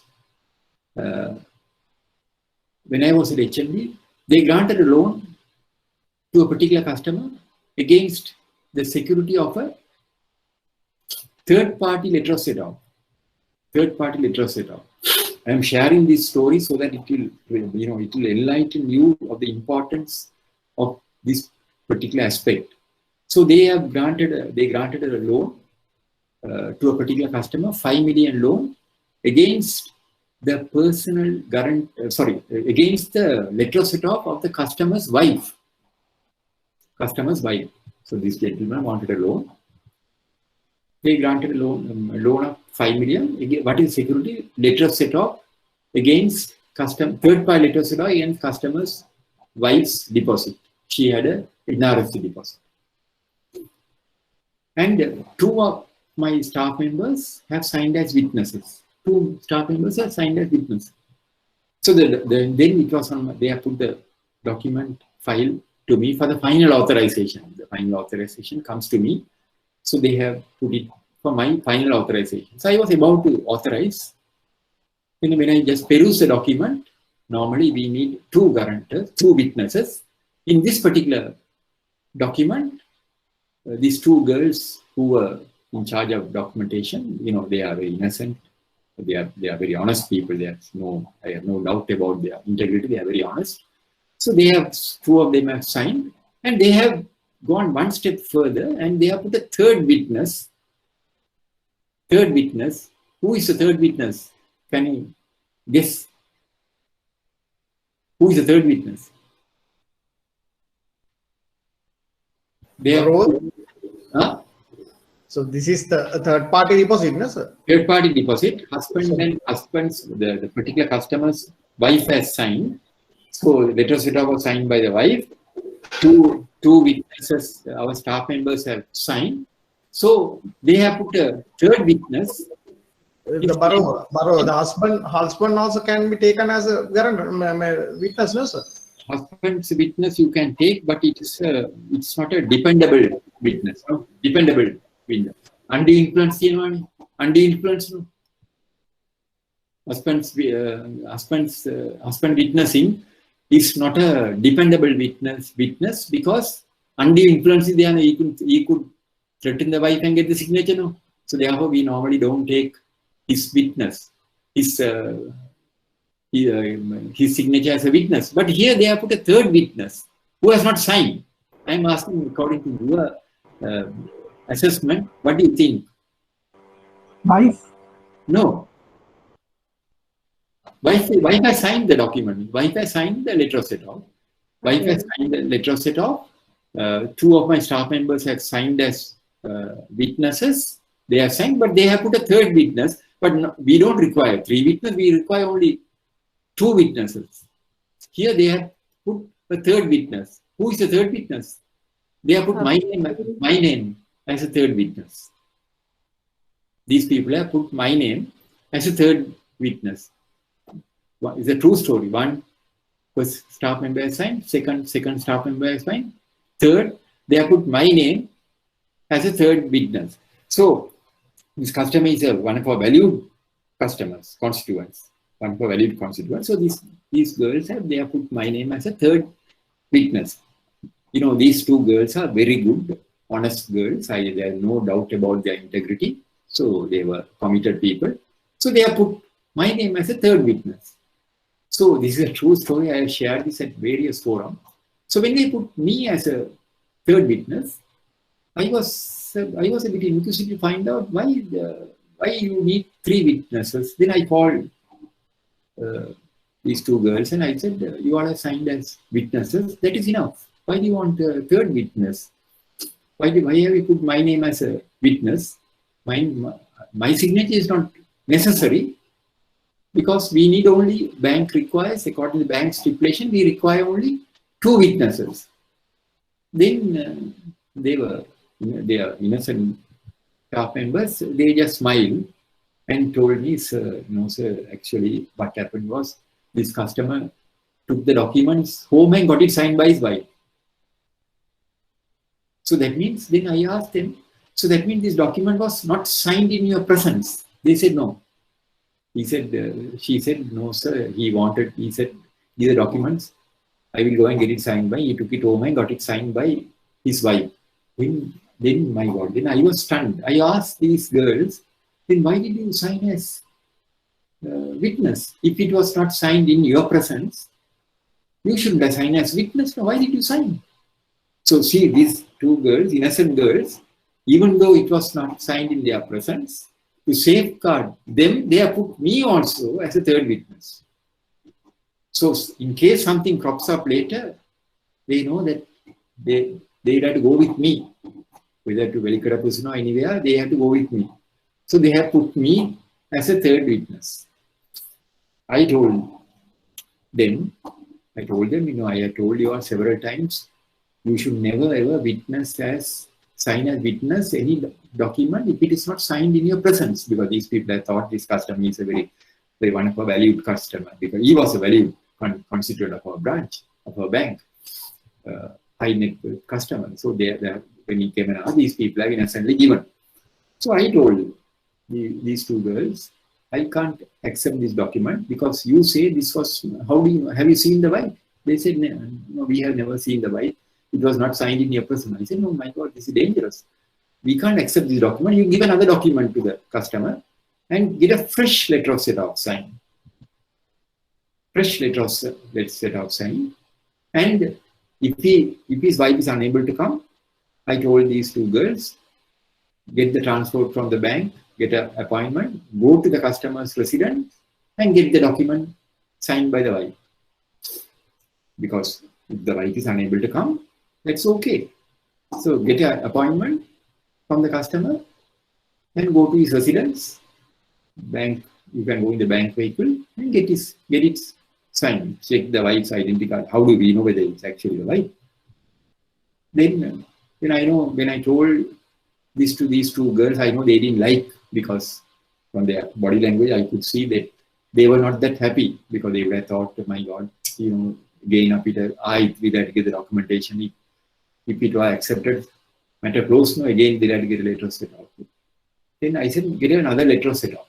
Then I also told them, if you are unable to go, there is a stipulation given by the bank. All documents have to be witnessed by 2 staff members. All documents have to be witnessed by 2 staff members. Exceptional circumstances, if the staff members are unable to witness, these documents also could be witnessed by the customers, the bank's known agent. In other words, even though all documents have to be witnessed by 2 staff members, exceptional circumstances, if those documents could be witnessed by 2 known agents. What do you mean by known agents? Any people who are known to the bank also could witness. Any people who are known to the bank also could witness. So this letter of set-off was given to this customer, and these girls have told this customer, you have to get a fresh one because our boss is not accepting it. You have to get a fresh one. Then he also made a fuss. I hear, what is this man? He makes a big fuss. And then they are given a fresh document. And the customer was not prepared to take these girls to his residence. When they have asked, he was not comfortable. He has said, no, I will get it witnessed by my chief accountant and my wharf clerk. My chief accountant and my wharf clerk, he has mentioned the name, they come here regularly, I will get it witnessed by them. And it was given. Then after about 2 or 3 days, the document came back, wife has signed, and the wharf clerk and the chief accountant, who are regular visitors to the bank, the customers, wharf clerk and chief accountant, who are regular visitors to the bank, who are known to us, they are signed as witnesses. So we accepted, we granted the loan. We granted the loan, and then after granting the loan, after about 1 or 2 years, out of these 2 staff members, one girl got married and she resigned and migrated to Australia. And after some time, the second girl also got married and she migrated to Canada. So I was the only soul who was remaining out of this episode. So they have gone, but there are no problem with them. There is no dishonesty on their part. So they have gone. So after about 2 or 3 years, this loan went into arrears. So we were trying to recover the loan, nothing, no positive signal. There's a big story. If it is a particular classroom, of course, I could have narrated. So what happened? Then when it was referred to the bank, what do you call it? The recoveries review committee, there at HMB, they have a recoveries review committee. And so when it was reviewed, we got instructions to uplift the deposit, third-party deposit, and settle the facility. Then we uplifted. I gave instructions to uplift the deposit. And settle the facility. We settled the facility. We uplifted and settled the facility. This is a true story. What happened after settling the facility? Because we have taken that option. That was the last option. We have been writing letters. We have been speaking. Nothing happened. Then we have uplifted his wife's NRC deposit and settled the loan. Then after some time, after about 2 or 3 months, the NRC manager came running to me and said, "Boss, I have got a letter from this customer, wife. Wife has written a letter to the manager NRC. I have got your NRC statement, which says my deposit is 0. Could you please explain to me?" Then I told this NRC manager, "You give it to me, I will write to her." Then I wrote to the wife and told her, "You are given a letter of set off. And since your husband has defaulted, by virtue of the letter of set off, we have uplifted the deposit and settled the loan." What do you think the wife would have written to the bank? What do you think the wife would have written? My signature has been forged. Yes. Wife wrote to us and said, "I am residing in UK for the last 4 years. And we are on the verge of going for a divorce." This is a true story. I have shared this at various forums. I am living in UK for the last 4 years. We are on the verge of going for a divorce. And this signature is not mine. I have not signed any documents. And before that, she wanted a photocopy of the document which was up. So she said, I have not signed any documents. I am just asking you, supposing if I have witnessed that document, what is the question? What would have been my question? Now, my name was given as third witness. And this first witness went to Australia, second witness went to Canada. I would have been the only person. I had never even, seen, I have never had any discussion with the customer. So these two people only knew everything. Supposing if I have signed as a third witness, the bank would have taken action against me. Am I correct? Am I correct? Yes.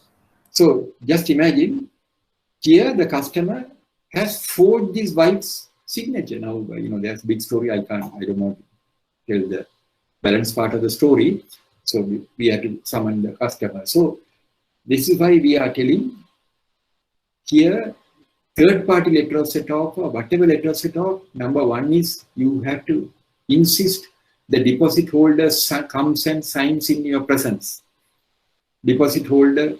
Now these forgeries, frauds are occurring in third-party deposits.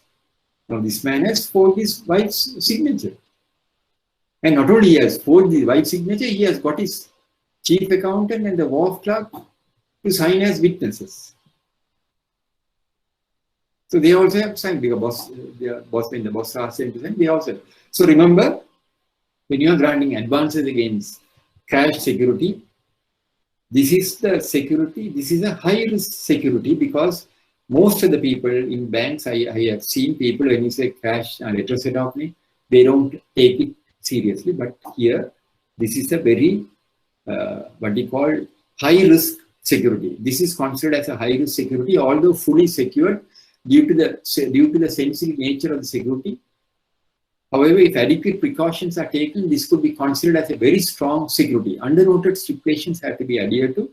Letter of set off duly executed by the deposit holder, which should be duly witnessed to ensure the authenticity of the depositor's signature. This is a very important stipulation. The relative account should be blocked and the certificate of the deposit should be held under the custody of the bank. You should never ever sign any document as witness unless if it is signed in your presence. Once you sign as witness, that's the end of the story. So you have to be careful. Any questions on this? Any questions? Right. Now, out of in our security types of security, there was another security which we have stated, demand promissory note. This is a very easy security. This is what is called a demand promissory note. In shortened form, DPN. What is DPN? Excuse me, sir. Yes. Yes. is there any, I mean, special offers or documents that should be signed in the banking premises? I mean, the bank's premises, not anything anywhere else. Yes. Is there a condition like that? No, there is nothing like that, miss. We say no document executed in Colombo. We say no on the document. We say it's signed today on this day in Colombo. Okay. It's very good question, because there are people used to ask whether it is necessary to be signed in the at the bank. That is good olden days. Now you can't, because banking is highly competitive. So if the customer is unable to come, we have to go to the customer's doorstep to get the signature. Good question. So we say executed in Colombo on this date. Is it clear, miss? Yes, sir. Thank you. Then miss, demand promissory note. Actually, to tell you all very frankly, we have extended this session. We have made it a 5 session, because there are a lot of interaction with you all. So that's why it's very good you all asking questions. So that's the reason why we have to extend it for next week also. I love if people ask questions. Very good, because when you are asking questions, it is for the benefit of everyone, and it enlightens us also. We also like if people ask questions. So I'm very, very thankful to people who are asking questions. It's very good if you are asking questions, because as lecturers, it also makes us to think of so many aspects. It's very good you are asking questions. So demand promissory note. This is what is called demand promissory. This is a simple document. You don't have to worry about it. DPN. When you come across a situation where there is a customer who is not giving anything, no security, nothing, then we take a document called DPN, demand promissory note, where the customer, it's a simple document. You don't have to worry about it. It's a simple document where he gives a promise to the bank to settle the loan. He gives a promise to the bank to settle the loan. Is it clear? Is it clear to you all? Yes, sir. Right. Now we are coming to the another important aspect. Now, important operational aspects to be adhered to in finalizing the documentation. Now, see, now we have, the previous sessions we have discussed the various types of documentation, everything. We have discussed it. Sir, small question. Sir, how do we enforce this DPN at default of the loan? Very good question. That also you will have to go to courts. You will have to go to courts. Very good question. Demand promissory note also, in case if you have to file legal action, on the strength of the DPN, demand promissory note, you can file legal action. Is it clear? Okay, sir. Thank you. Although he is giving a promise, they will not just come and pay it. If they fail to pay it, if they fail to honor their undertaking, we may have to go to courts. Is it clear? Yeah. Thank you very much, sir. Right. Now we are coming to the important operational aspects to be adhered to in finalizing documentation. There are certain operational aspects. Now we have discussed immovable, movable, the mechanism, everything. Now there are certain important operational aspects which you are to adhere to. What are they? Now, types of borrowers. You don't have to worry much about it. In your what you call in your credit memorandum, there's a clause which will ask legal entity of the borrower. So these are the legal entities. I think you are matured enough to understand this. Individual, joint borrowers, sole proprietorship, partnership, private limited company, public liability companies, statutory bodies, government institution, associations, societies, club, etc. Religious institution. Whoever comes to your bank for a loan, you have to put them under one of this category. One of this category. In the credit memorandum, there's a column, legal entity of the borrower. These are the entity of borrower. Then types of companies. What are the, when you say companies, types of companies, limited liability company. When you say limited liability companies, So excuse me. Companies. So what is the meaning of statutory bodies? Companies which issues shareholders which issues shares, and shareholders have the obligation to contribute toward the assets of the company, subject to the articles of association of the company. Unlimited companies, companies which issue shares and shareholders have unlimited obligation to contribute toward the assets of the company, subject to the article of association. Company limited by guarantee do not issue shares. The members have an obligation to contribute towards the assets of the company in the event of a liquidation, as per the stipulation of the articles of association. Private companies, shareholders are limited to 50. They are prohibited from offering any of their shares. Then overseas companies, companies or corporate entity incorporate outside Sri Lanka. Then offshore company, a corporate entity operating in a foreign country. Then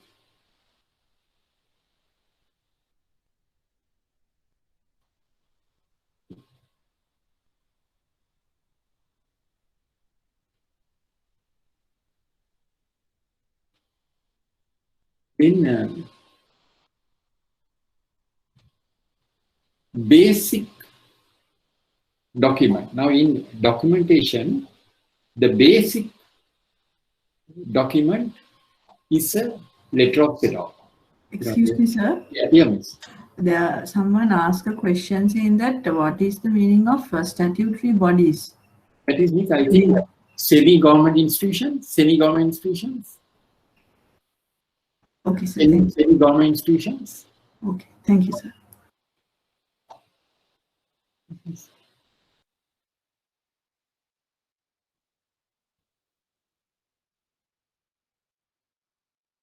Right. So the basic document is letter of offer. When you say this is the most important document which we have to obtain when we are granting a facility to a particular customer, the basic document is a letter of offer. Now, see, if you are granting a facility to a particular customer, the first thing what you have to do is you give a letter of offer. Now, if you go for an interview to a bank or any organization, once you are selected, you will ask that organization, if they come and if they tell you that you have been selected, can you come and take over? Can you come and start working from next Monday? Will you go? No, you won't go. You will want a letter of appointment. In the letter of appointment, all the clauses covering your employment terms will be incorporated in the letter of appointment. That means what is your salary, what are the working hours, what are your leave entitlements, what are the other allowances you are entitled. All those things will be incorporated in the letter of appointment. Then you will sign the letter and give it to the head of HR who accepts that. Once you give the the duplicate letter signed and gives to them, that confirms that you are accepting the employment subject to those terms. So you also can't deviate, they also can't deviate. They say if you are resigning, you have to give 3 months notice. So all the clauses are there. Similar to that, we also, when we are granting facilities, whenever we are granting a facility, we have to take a letter of offer. We give a letter of offer. This is a basic document. So if you are granting a loan to a customer, in that letter, you will tell the customer, you will incorporate all the conditions covering that particular loan. We are granting a loan of 25 million or 10 million or 5,000 rupees or whatever. These are the conditions. These are the conditions. This is the rate of interest. Everything you are incorporating in the letter. Once you incorporate everything, which is signed by the bank officials, you are giving the letter to the customer. Then the customer goes through it and signs the duplicate letter. When he signs the duplicate letter, that becomes a letter of acceptance. That becomes a letter of acceptance. This document is a very important document. This document is a very important document because when you are going for legal action, in case of default, if you go for legal action, the first thing the lawyer will ask is, can you see the letter of acceptance? Now, I have gone, when I was at HNB, I have gone and met several President's Council lawyers and all. First thing they ask is, for consultation, can we see the letter of acceptance? Because that is a main and basic document on which they are going to file legal action. What is the security you all have taken? What is the loan you all have given? What are the conditions? So they will go through all the terms and conditions. So when you are placing your signature in the letter of offer, you also could be summoned as a witness. Because when you are signing as one of the signatory, you also could be summoned as a witness, and you could be cross-examined by the borrower's lawyers. If the borrower gets a President's Council humble, they will hold you. They will ask you so many questions. So they will grill you. So you have to be very careful. So this is a very important and basic document which forms as a contract between the bank and the borrower. So if you have, by an oversight, if you have omitted to incorporate a security, then you will have problems. So all the conditions under which this facility has been approved have to be incorporated in the letter of offer. Contents of the letter should be worded in accordance with the bank's credit policy, circular instructions, approval stipulations. Conditions which are not relevant to the type of facility approved should be excluded. You should not put any conditions which are not relevant to the facility. Sometimes you may come across, now I have come across situations in some of the banks where I have worked, I was attached to, they bring letter offer. When you go to letter offer, they say the building located within the property should be insured. But when you go through the credit paper, there is no building, there is no immovable property. But when you ask them, they say no, because we cut and paste from this thing, so they have forgotten to omit it. So that's why I have put here conditions which are not relevant to the type of facility approved should be excluded. Then letter should be duly signed by the relevant authority's branch manager. Then the approved limit, purpose, repayment, terms, rate of interest, renewal date, insurance complaint, all of the terms should be stated as per approval. If there are any other conditions, important conditions, which have to be incorporated, you will have to incorporate them. And all important securities should be included. All important securities should be included. Then title of the borrower should be in accordance with the application approval, most importantly in line with the title recorded with the bank, and should be properly addressed. Why do I say title of the borrower? I have come across situation.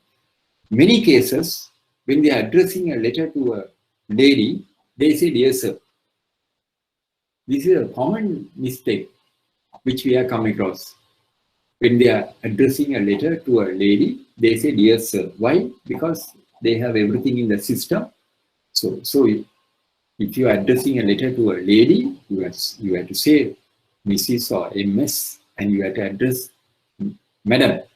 That is very important, because why I am stressing this, because that document also could be challenged in a court of law. They will say, this letter is addressed to a client who is a male, not a female, because the bank has, the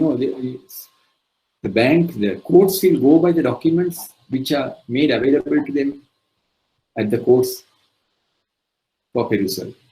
The title of the borrower should be in accordance with the applicant approval, most important, line with the title recorded with the bank, and should be properly addressed.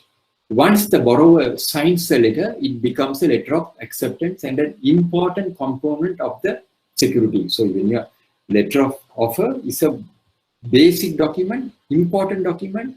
Now, if you have been entrusted with the responsibility of signing the letter of offer, please check the letter of offer carefully with the credit memoranda and see whether all the documents have been incorporated. After that only you can sign, because this is a very important document when you go for legal action. This is the first document the lawyer will ask. Lawyer will want to know, can we see the letter of acceptance, letter of offer and letter of acceptance. Any questions on that? Any question? Right. So now comes the advances for limited liability company. When you are granting advances for limited liability company, borrowing powers should be examined. Certified copy of the article association should be obtained. Certified copy of the latest form 20 certified list of the directors should be obtained to ascertain the signatories. Employees of the company, even if they hold a high position, do not have any legal status to execute document on behalf of the company. Certificate of registration under the Companies Act number 7, confirmation of re-registration. Then board resolution authorizing the borrowing and confirmation of the borrowing powers. Now, board resolution is the most important document when we are granting advances to limited liability company. For that matter, if you are granting any facility, even to open an account, a limited liability should provide us with a board resolution. Board resolution is a important document. I can give you I can share another good story with you all. The importance of board resolution. In one of the banks where I was attached to, they granted a loan to an outstation branch. First documentation was sent, they are scanned and sent everything. And the credit administration people have gone through it. So when it came to the final authorization, of course, I go through it very, very carefully. Even at this age, we go through it very carefully before we authorize anything. So when I went through the board resolution, I came across a glaring mistake. What was the mistake?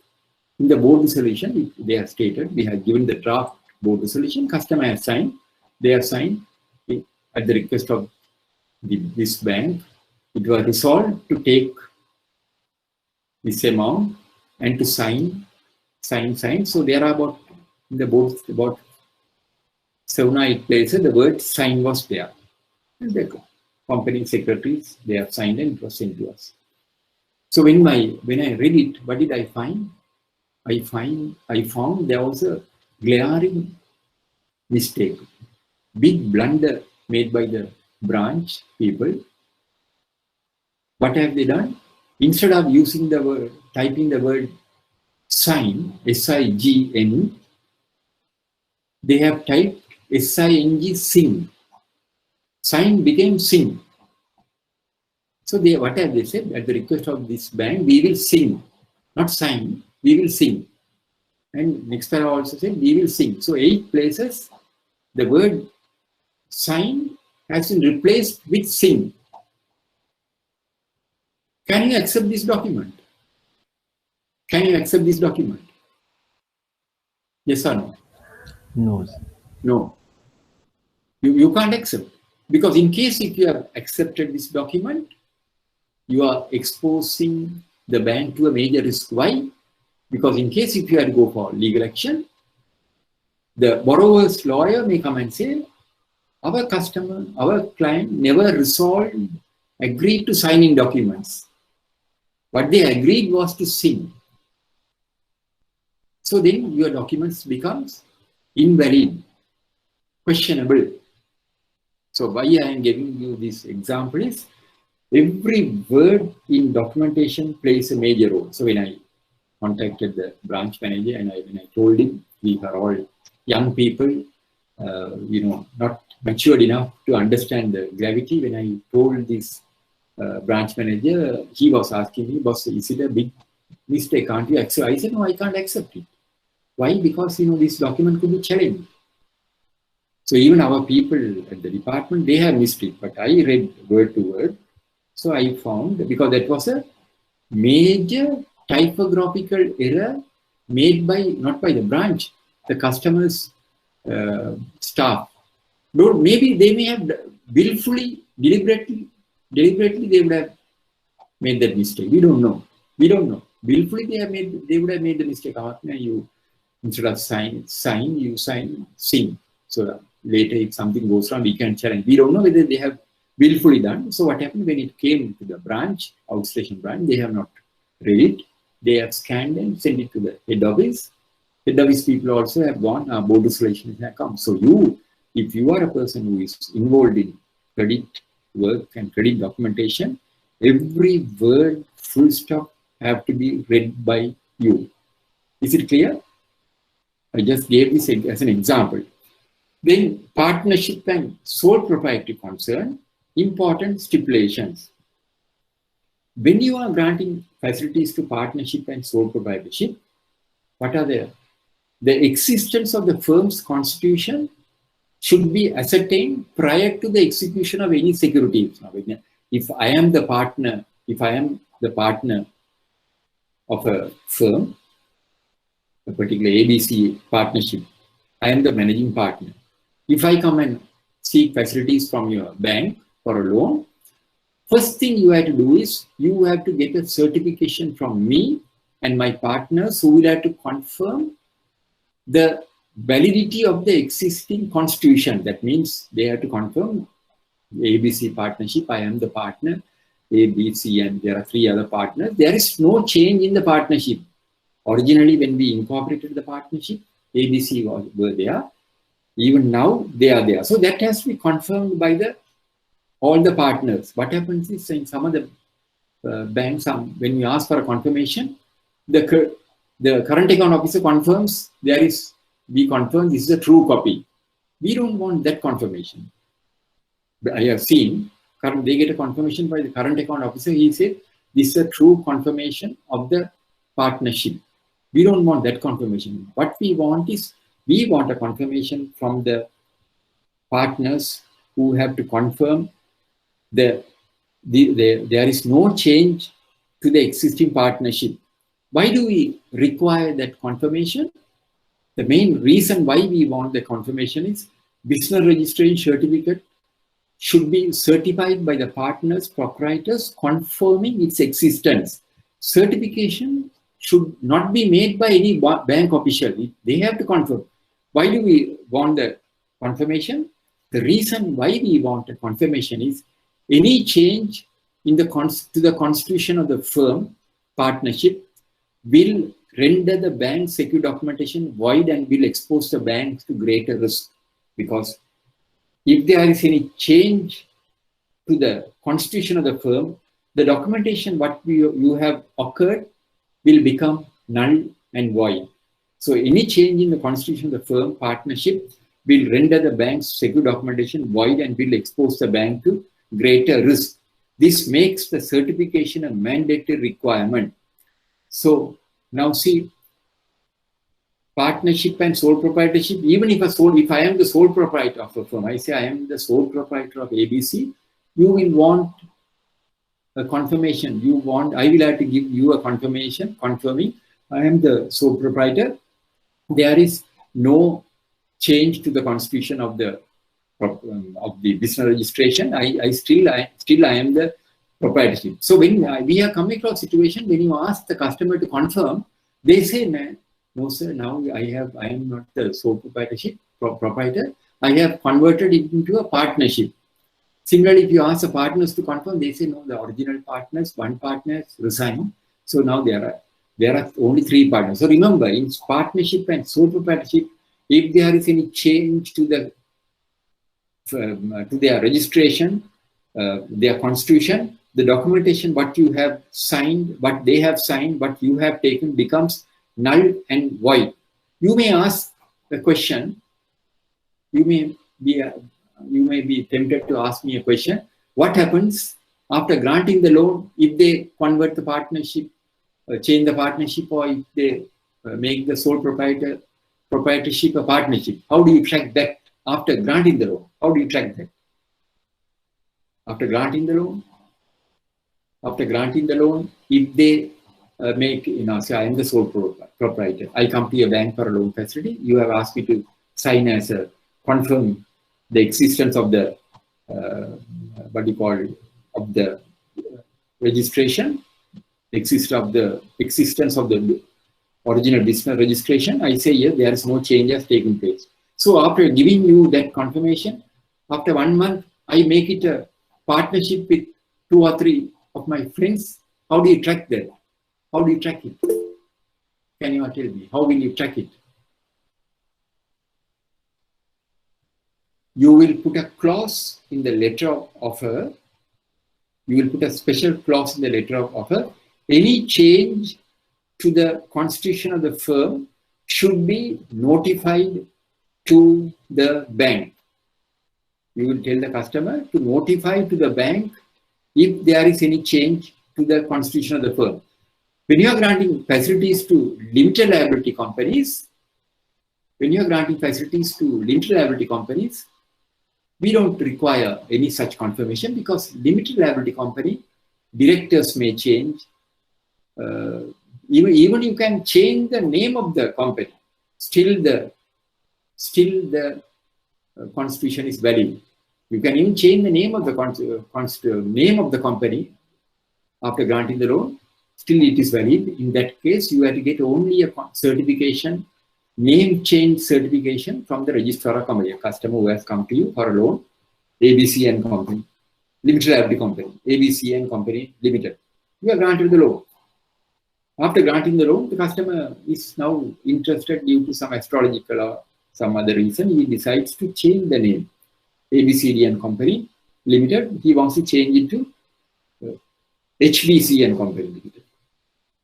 So then he'll have to inform you, the documentation what you have is still valid. You require only a certificate of name change. So he'll have to intimate, advise, notify to the registrar of company that he has changed the name and get a certification. That certification is called name change certificate. So you have to get that document. That is what valid for limited liability companies. Directors can change, documents are valid. But in partnership and sole propriety concern, remember, prior to the execution of documentation, you will have to ascertain the validity of the existing constitution, existing business registration. So how can you ascertain? Not by bringing a copy of the registration. Now, sometimes when you ask the customers, I have seen they will bring a big framed document. We don't want that. We want a confirmation. We want a copy of that. In addition to that, we want a confirmation from the partners and the sole proprietors confirming the existence of the partnership or the sole proprietorship. How do you track any change? We put a clause, any change to the existing business registration should be notified to the bank. Any questions on that? I think now it is 11:05. Do you all want a break or can I continue? Do you all want a break? I think you all are following from the comfort of your home. Do you all want a break or do you all want me to stop? 5 minutes, please. Right, okay. I'll give you 10 minutes. 11:10 we'll meet. Okay? 11:10. Right. 10 minutes.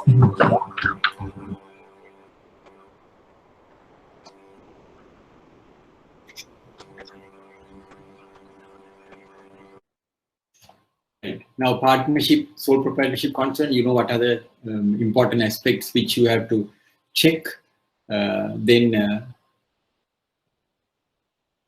Limited liability company, you know. Now we are coming to facilities for clubs and associations, societies, and non-governmental organizations. Now, clubs, societies, and associations are not incorporated by an act of parliament. Hence, they exist for the sole purpose of carrying out non-commercial activities. These institutions are not legal entities and cannot be sued in their own name. They do not have the legal capacity to borrow on behalf of their entity. The appointed elected office bearers of these entities will be personally liable for any borrowing authorized by the Committee of Management. In other words, normally banks do not grant any facilities to clubs, associations, and non-governmental organizations, NGOs. The reason is because these organizations, as you may be aware, the office bearers are elected annually. Now see, you take, for instance, you take a society or a sports club. There you find, they elect office bearers. In a sports club, they elect A, B, C, and D. 5 people are elected as office bearers. A becomes the president, B becomes the secretary, C becomes the vice president, then D becomes the treasurer. So like that, depending on their constitution, they are elected. Now these people, when they approach for a facility from the banks generally they don't grant any facilities to these people or to the association. Why? Because you can't hold them liable. You can't hold them liable. So what happens if they come to your bank for a facility? What we do want to know is, we will first ask for their constitution. Their constitution. We will ask for their constitution. When they give the constitution, means a certified copy of their constitution. That means when the club was set up or society was set up or the NGO was incorporated or whatever, they would have finalized a constitution. So you will have to go through the constitution, and then you have to see, according to the constitution, they would have stipulated these are the people who have been authorized as office bearers, president, secretary, like that. Then they would have said they have to be elected at the annual general meeting, and they are authorized to hold office only for 1 year. Only for 1 year. They are allowed to operate only for 1 year. Then we'll have to ask for the minutes of that annual general meeting. Now in the constitution, they would have said, office bearers are elected at the annual general meeting. Then we have to ask for the certified copy of the certified copy of the minutes of their last annual general meeting to see whether the present office bearers have been duly elected. If they have been duly elected, you have to ascertain that. How do you ascertain? By calling for the minutes of the annual general meeting. Then annual general meeting, if they come and submit to annual general meeting, then these people are duly elected. And then the validity also, the validity of the particular association, whether the validity of the existing office bearers, whether their term has expired. In the annual general meeting, they would have elected them only for 1 year. So beyond that 1 year, if they continue, then they have no mandate, because they have to get a further annual general meeting. It has to be ratified at the meeting. So these are the gray areas we come across when we are granting facilities to non-governmental organization. But banks normally, sometimes they grant facilities against 100% cash margin. Now, because clubs and societies, they have money in fixed deposits. So not in their personal name, it is held in the name of the particular association or society. So who are the people who are authorized to sign the documentation? To ascertain that, you have to find out, you have to call for the constitution of the club. Then you have to, according to the constitution, will say office bearers are elected at the annual general meeting. Then you have to call for the certified copy of the annual general meeting to see whether the existing office bearers are duly elected. So they are the people who are authorized. So these are the risks involved, but still for all, if they want a facility against their own fixed deposits, we can't decline, we have to grant. We have to grant. So normally association, NGOs and all, we have been granting facilities only against their fixed deposits. And exceptional circumstances, depending on the standing of that particular organization, we may grant a temporary order or whatever it is. But strictly speaking, we grant only facilities against 100% cash margin. So who are the people who are authorized to sign? I explained to you. Is it clear? Clubs, societies and associations are not incorporated by an act of parliament. Hence, they exist for the sole purpose of carrying out non-commercial activities. These institutions are not legal entities and cannot be sued in their own name. They do not have the legal capacity to borrow on behalf of their entities. The appointed elected office bearers of these entities will be personally liable for any borrowings authorized by the Committee of Management. Is it clear to you all? Is it clear? Is it clear? Yes, sir. Right. Now we are coming to the next important topic on security, the documentation, mixing up of securities. What do you mean by mixing up of securities? When you say mixing up of securities, what do you mean by mixing up? So excuse me. Yes. So can't we take the fixed deposit loan for the clubs or association like that? Yeah, you can grant a loan. That's what I showed you. Fixed deposit you can grant. You can grant facilities against 100% cash margin, savings of, when you say cash margin, fixed deposit also comes under that. Fixed deposit or savings, you can grant loans. 100% cash margin. The deposit should be held in the name of that particular organization, club. So who are the people who are authorized to sign? Office bearers, treasurer or vice president. That you have to see the constitution.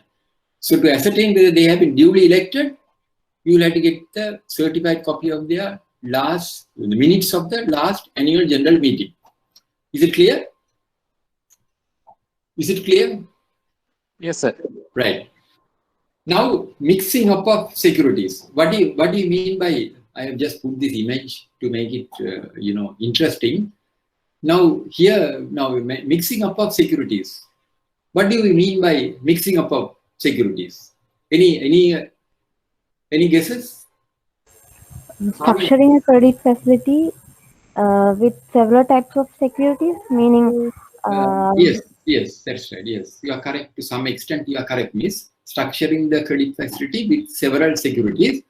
But here, Miss, here your answer is correct. We are mixing several securities. We do that, mixing up of securities. Your answer is correct, 100% correct. When we grant facilities, when you see mixing up of security, we mix so many securities, we mix. Am I correct? If a customer wants overdraft facility or loan facility, we ask for his personal guarantee, we ask for his vehicle, we ask for life certificates. So many securities we have, so we are mixing up. But there is a stipulation: is one particular security we can't mix with any other securities.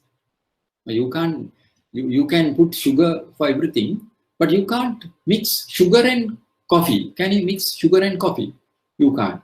So similar to that, there is one particular security you can't mix with the other security.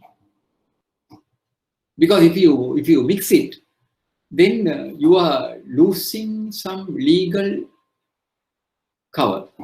One particular security. Now you are correct. We are mixing securities when we grant facility. We are taking so many securities and mixing it. But one particular securities, banks are prevented from mixing it with any other securities. Can you all tell me what is it?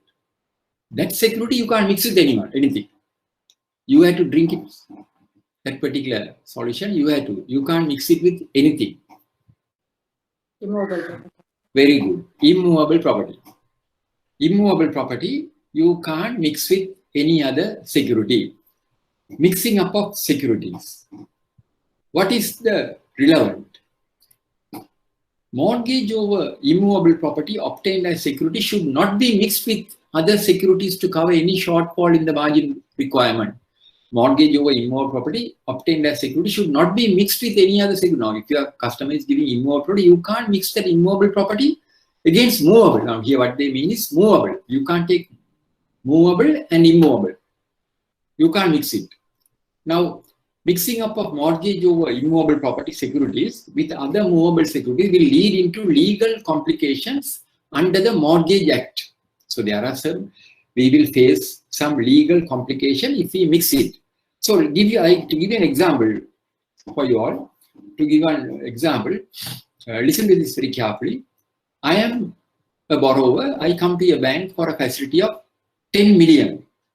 I come and ask you to give me 10 million. So for which you ask the security, I say I have a house which is valued at 20 million, which could be valued at 20 million. I say I have an immobile property.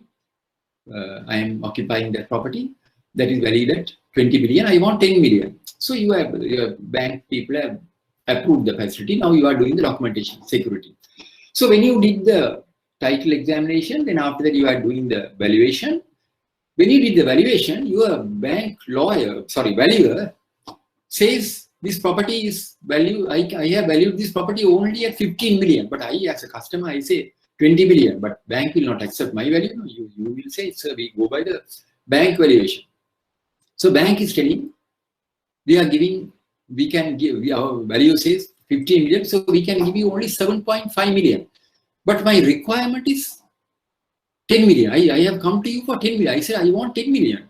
But you say, no, sir, we can't give you 10 million. We can give you only 7.5 million. Because why? Your property is valued at 15 million. We can give only 50%. According to our credit policy, we can give you only 7.5 million. But I am telling you, because giving 7.5 million is no use. I am taking this 10 million for a particular purpose, which I have already explained to your management, and on that, for that, after considering all those aspects, only this facility has been approved. But you say, we can't give you, sir, we can give only 7.5 because your property is valued only at 15 million. So then what happens? Then you may ask me, sir, can you give any alternate security to cover the shortfall? What is the shortfall? 2.5 million. To cover the shortfall, can you give some security, sir? Then I will tell you, okay, I can give you some. I am also engaged in hardware business. I am having a hardware stores. I have that hardware shop, small shop. I have about 10 or 15 million worth of hardware anytime you come there. So for the 2.5 million shortfall, can you take this? Can you take a mortgage over my movable? That means hardware, and give me a loan 10 million. If you do that, that is what is called mixing up securities. You are mixing the security immovable with movable. Then I, as a customer, I am not bothered about that, about your problem. I am telling, I want 10 million. I don't care whether you mix or not. I want 10 million. So how do you overcome that? How do you overcome that? You can overcome that by, what is a remedy?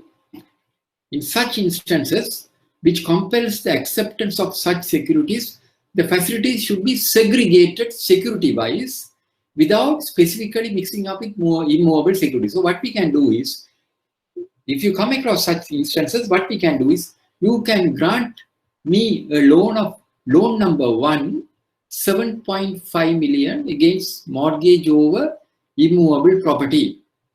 Then you make it number 2, loan number 2, 2.5 million against mortgage over movable stocks comprising of hardware items. So by doing that, you are not mixing it. You are segregating the facility security-wise, and I, as a customer, I am getting 10 million. So you have overcome your legal hurdle by separating it, by segregating the facility security-wise. But without segregating, if you have said loan of 10 million, security, immovable, mortgage over immovable at this place, mortgage over, then you are mixing up of security. That is what is called mixing up of security. Because if you mix up of securities, bank will have to face certain legal complications which may arise in the event of litigation due to non-payment. Because if you mix the securities, then we are deprived of filing action against or seizing some other properties also. So there are certain legal complications. So that is the reason why banks always ensures mortgage over immovable cannot be mixed with any other securities. Remember, mortgage over immovables cannot be remembered. So if you come across a situation like this, the remedy is, don't send the customer away. You can say loan number 1, immovable property. Loan number 2, loan number 1, 7.5 million against immovable property. Loan number 2, 2.5 million against mortgage over movable. But if you ask lawyers, lawyers will even tell us to open separate accounts to channel these loans. But that is not practical. That is not practical. So therefore, we allow that to the one account, but we don't mix it. Is it clear to you all? Is it clear? Is it clear? So if they are can't we mix up with even with cash margins? Okay. Only movables and immovables. Only movables and immovables. Movables and immovables. Yeah, movables and immovables. You can mix it with cash. Those you can say. Movables cannot be mixed with immovables. Is it clear? I put this just to give a what you call to make it interesting. Any questions on that? You may come across such situations. So remember, when you are finalizing any facility, if you may come across such situations. If you come across such situations, don't worry. You can segregate it. Loan number 1, loan number 2. Any questions? Yeah, miss. When we are structuring a facility for a company, it's mandatory to take the guarantee of director's guarantee. Can't we mix up the director's guarantee with some other joint and several guarantee? You can. For a company, we can take joint and several guarantee. Yes, you can take. Other than director's guarantee. You can take. Nothing prevents you from taking. You can even take 100 guarantees. Nothing prevents you. In addition to the director's guarantee, if you want to take guarantees, nothing prevents you. You can take the guarantees of other directors in their personal capacity. They will give us this thing. But in addition to that, if you want to get any further guarantors also, you can take it. But normally when we give facilities to the companies directors guarantee, that is very strong. But directors will sign as guarantors in their personal capacity. You follow this? In their personal capacity. So when you are taking their guarantees, remember, don't ever use or allow the director to sign on their company seal, or some directors come and say they have put their rubber stamp and I am director ABC and sign. No, you should not use their rubber stamp because they are signing on their personal capacity. Because I have come across situations, some people, some directors, some company, they put their company seal, or deliberately they put their company seal, or sometimes, they put the director signs, they put, I am so-and-so director, and he signs, because they are signing on their personal capacity. Is it clear, miss? Yes. Yes. Thanks for asking this question. Very good. So now, any other questions on this? Because this is very important. If there's a question, what is your understanding of mix-up of securities? Answer is here.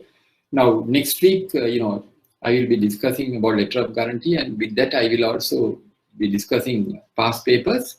And in addition to that, I will be uploading within the next week a short question, about 35 or 40 questions. I will try to put that in the system. So what you have to do is go through those questions very carefully, short questions, and I would advise you to take a printout and you write the question, answer. I am not going to ask individually. I am not going to ask from you all individually. You take this thing and write your answer, because based on what you have learned, then I will read those questions and I'll give the answer also. But I'm not going to ask individually from it. So then you can compare with the paper, whether you are, because that will be a very good exercise for you. That will be done next week. Any other questions on this? Right. Is it clear to you all? So in such instances, which compels the acceptance of such security, the facility should be segregated security-wise without specifically mixing up with immovable security. Then now execution of documents. Now this is also another very important area. Execution of documents. Now this is the most crucial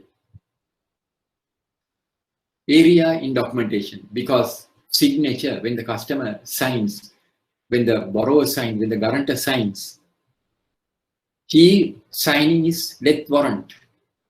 He can't come and say, I didn't understand. No, he is signing after reading this and after having understood the contents of this instrument, he or she have placed their signature. So if they have signed in a language other than English, they are signed in a language other than English, then you have to put a certification. There are two ways you can put the certification. Either you can say, I so-and-so hereby confirm, I have explained the contents of this document to so-and-so, who after having understood placed his signature, you put the rubber stamp.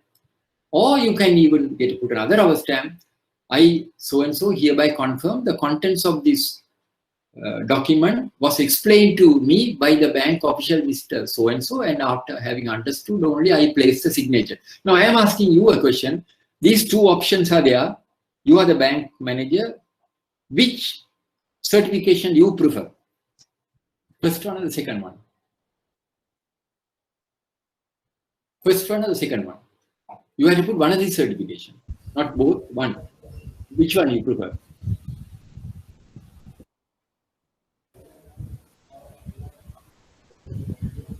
One certification says, I hereby confirm that I have explained the contents to this gentleman, Mr. So-and-so, and who after having understood, I have placed the signature. Other one, he says, I so-and-so hereby confirm that I after having the content of the instrument was explained to me.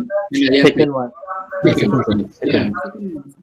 Second one is more comfortable to you. But remember, that second one also should be in that particular language in which he has signed. Am I correct? Because that confirmation, if he has signed in Sinhalese or Tamil, that certification also you must have rubber stamp in Sinhalese and Tamil. Am I correct? Because again you are getting them to sign an English document. Is it clear? Yes. So the second only you will prefer, because first means then you are taking the responsibility. So put the responsibility on the shoulder of the borrower or the guarantor.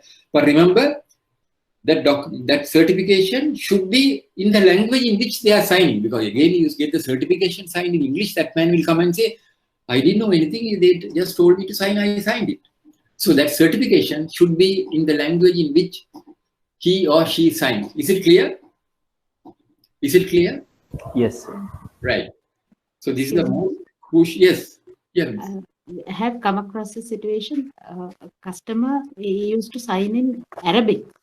That what is the situation? Yes, very good question. Very good question. Very good question. If he signs in Arabic also, means you put the same thing. We don't know what is he writing in Arabic. Yeah, we don't know, but we can put if a person who signs in Arabic, so in the man who signs in Arabic, the certification has to be in English, or either he should be in a position to understand three languages. If he say I don't understand these three languages, then we'll have to get him to write the certification in the Arabic language and get it confirmed by somebody. Am I correct? Because we can't take a chance. If he signs in Arabic or some other language, because I know there are people who want to, then we can't deprive them. So they can sign. But the only thing is, you have to ensure that certification is very important, that certification. So when he put that certification, you have to get the certification. There are a lot of people who are very fluent in Arabic. You can get their consent. You can get their support, assistance to get a certification in the Arabic language. Am I correct, Miss? Yes, sir. Yes. What happens if a person comes and puts a thumb impression? If a person, he says, I can't sign. I don't, there are people like that. They'll put a thumb impression. What do you do then? If they put a thumb impression, can we accept them? Can we accept them? Yes. We can accept only thing a bank officer should certify that thumb as. Yes. Thumb impression also, we can accept it, and the bank official has to put a certification. Bank official has to put a certification. So this is the most important document, because I have come across in some banks, they get to see documents are in English. They get the customer to sign in this what you call Tamil or Sinhalese. But some banks, they have documents in Sinhalese also and Tamil. But Generally, most of the banks are having documents in English. So therefore, you have to get it. You have to be very careful. Remember, when they are signing, you have to. And sometimes you may come across a situation when they sign, you are not in a position to ascertain in which language he has signed. Am I correct? There are people who will just sign, and you won't. Sometimes you may not be. You may be in a difficult position to identify the signature. You can't look at the signature. You don't know in Greek or in which language he has signed. So that also you have to be very careful. When witnessing a document, then comes the next biggest risk. Witnessing. When you are signing as witness, be careful. There are people who have lost their jobs, innocent people, just for witnessing, because they didn't know. And the banks where these problems have cropped up, where these frauds have occurred, I know very well. These people lost their jobs. They lost their jobs because bank took action against them. Because bank took action against them. They took disciplinary action and they were sacked. Why? They have witnessed. Because when a problem crops up, the bank auditors will come. Banks, and one particular bank, I was told, I heard, the manager and the assistant manager who were instrumental, they have fled the country. They have fled the country, and the poor witnesses got caught. This is a true story. The poor witnesses got caught. And they lost their job. They were sacked. The bank will not, when something goes wrong. So you remember, witnessing the document is very, very important. Even after witnessing, just if you go to another bank, or you have left the bank and gone to another place, still they can call you. They can issue summons against you. They can issue summons against you. So remember, when you sign as witness, because I have seen young people, they just sign without knowing what they are signing. So witnessing a document, because if the witnesses have been cautious and careful, all these frauds could have been prevented. If the witnesses have been cautious, careful, all these frauds could have been prevented. So witnessing a document is an important component in documentation, since in case of any dispute, the witness will be called upon to testify the authenticity of the documents. All documents executed should be witnessed by at least 2 individuals. Prevention of frauds ordinance necessitates the witnessing of documents in order to prevent forgery or any dispute which may arise. The bank staff witnessing documents should understand the relevance of signing such documents. Now, who could witness the document? I think I have explained to you all, I spoke to you all on this particular aspect. It is desirable and advisable that all witnesses who witness the documents are staff members. They should actually witness the signing of the documents by the relevant parties and place their own signature, and most importantly, place their respective staff identity card numbers, NIC. In instances where the documents are witnessed by non-staff members, such witnesses should be the known agents of the bank, and their identity should be established by indicating their NIC number and private residential address. It is always advisable to get the documents witnessed by 2 staff members, but exceptional circumstances, when you have a problem, it also could be witnessed by 2 known agents. What do you mean by known agents? 2 people who are known to the bank. So in such instances, you have to get the photocopy of their identity card, you have to check the identity card, their private address. Is it clear? Then dating of documents. Now we are coming to another important aspect. The date plays a major role in the execution of security documents. Entire portion of any document should be completed and be ready for execution before the relevant parties call over at the bank for execution. However, the date should be inserted, typed, and only at the time of execution. Under no circumstances, the date should be left blank on execution of the documentation. I have come across situation. People they have a tendency, they don't date the documents. When a customer signs, sometimes they get documentation signed on blank forms. That is also not allowed. You should never get documents on blank forms. You have to get it completed. Before this customer comes to the bank, you must complete the documentation. Then you have to, now some time back, I came across a situation. I sold my vehicle. The person who bought my vehicle, he took a loan from one of the leasing companies. He took a loan from the leasing companies, and the leasing company people, within 24 hours, they were excellent service. They came and inspected my vehicle, and then this customer said, that they will come and there are some documents to be signed by you.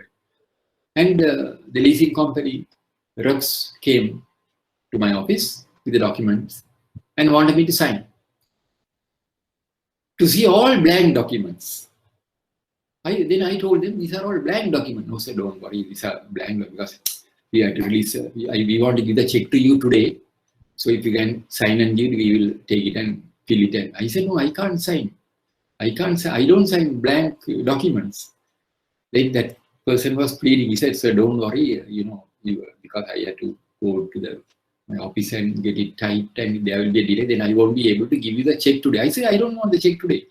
I don't want the check today. You can issue me. But I told him, I am going and preaching and telling people, my students, not to sign on blank forms. And now you are asking me to sign on blank forms. Don't misunderstand. I am very sorry. I can't sign. Then, in my presence, he gave a call, I think, to his superior, and he was telling, I overheard him telling in Sinhalese. I overheard him telling in Sinhalese, he was telling this man is making a big fuss to sign on blank forms. I overheard him telling that this man is making a big fuss to sign on blank forms. So he took it. Then, following day only brought the documents, signed documents. Then I told him, I hope there's no mistake. Yes, certainly I understand. So he would have cursed me, definitely. But I refused to sign. And he said, sir, if you sign today, evening I can give a check. I said, I can't sign. So remember, never ever sign any document on blank documentation. At the same time, when the customer comes, you must have all the documentation ready for the customer to sign. And the moment customer signs, immediately you have to date it. Very many occasions I have come across situation, people don't date documents. They don't date documents. But when will they date? They will put a date convenient to you. That is dangerous. You should never do that. Immediately the customer sign, put the date. However, the date should be inserted only at the time of execution. Under no circumstance, the date should be left blank on execution of the documentation. Now, look at this particular slide. Risk faced on undated documents. If you have documents undated, see the situation. Time to time, you may come across documents which are not dated at all. In such eventualities, deciding upon the appropriate date on which the document was actually signed by the relevant parties, which in reality is the work of a detective, becomes a difficult and impossible task. The bank will be exposed to major risk towards enforceability of such documents in case of a litigation. So if you come across blank documents, then, you have a major responsibility. You will have to do some detective work to ascertain when this document was actually signed. Why we are so particular about the date? Because supposing if you put a date which is convenient to you, and on that particular day, if the customer was not physically present in Sri Lanka, he can come and challenge and say on that particular day, I was in United States. I was holidaying in United States. Now these people are saying this document was signed on 5th of January. I went to States last year and I came only last week and I have the passport, I have the visa, everything here, so that he could submit. Then what happens? The documents becomes challengeable, invalid, and the poor two witnesses who have signed as witnesses will be warned by the court. Or sometimes they will have to face repercussions. Sometimes they might give a suspended sentence also for signing, for what you call fraudulent documentation. Because if the witness says, I have not signed it, then it's obviously it's a fraudulent document. Then the people who have witnessed will have a problem. So time to time you may come across, because these things may happen, are happening. That's why I'm stressing on this.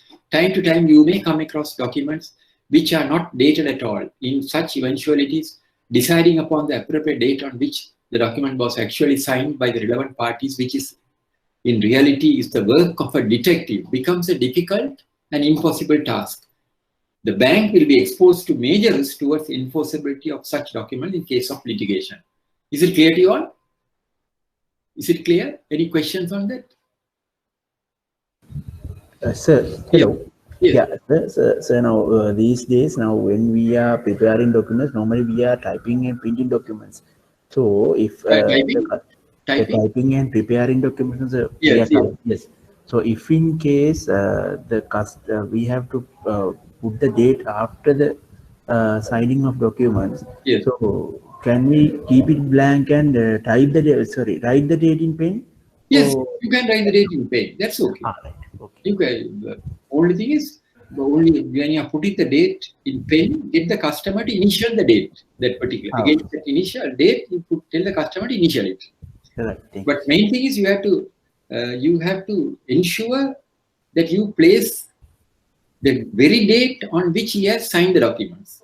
Right. Thank you, sir. Because when I was at HNB, there are many occasions I have gone for court cases. I was cross-examined by President's Councils also.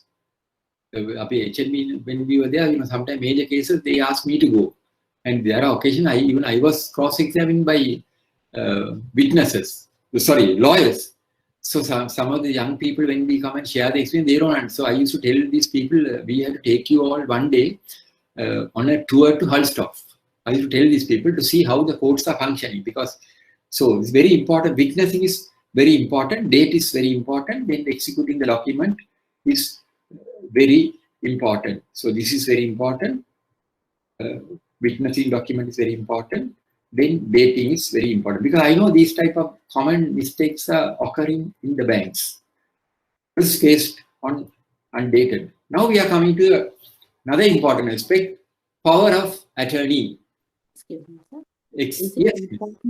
Is it important to type the blank documents or handwritten? No, you can handwrite. You can write it. That's okay. No problem. You can write. It's not necessary to type. You can write it, but only thing is when you are writing it, wherever the insertions are there, get the customer to initial it. Now you are in a document, you have the blank documents, no?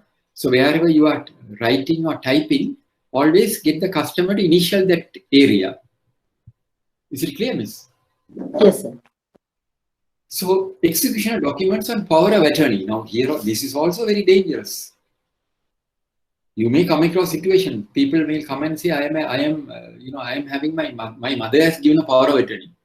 My wife has given a power of attorney. My husband has given a power of attorney.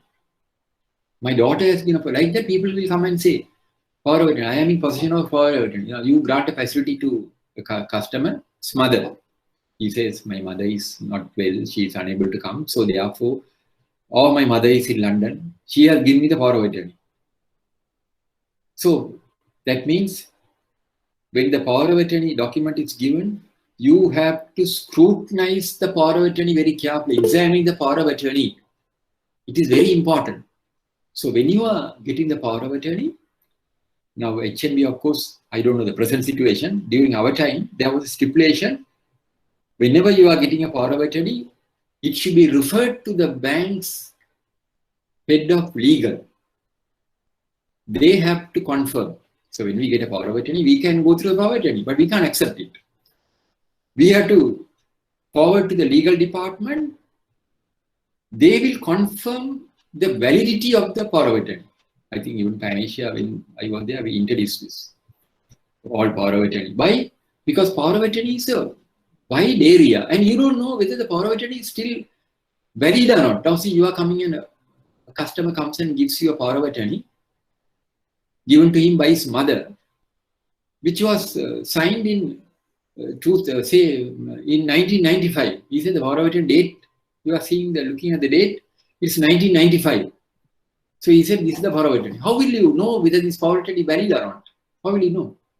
Because I give a power of attorney, tomorrow I can cancel it. I can put a paper notice and say, the power of attorney which I gave to so and so, I am cancelling it. So how do you know the validity of the power of attorney?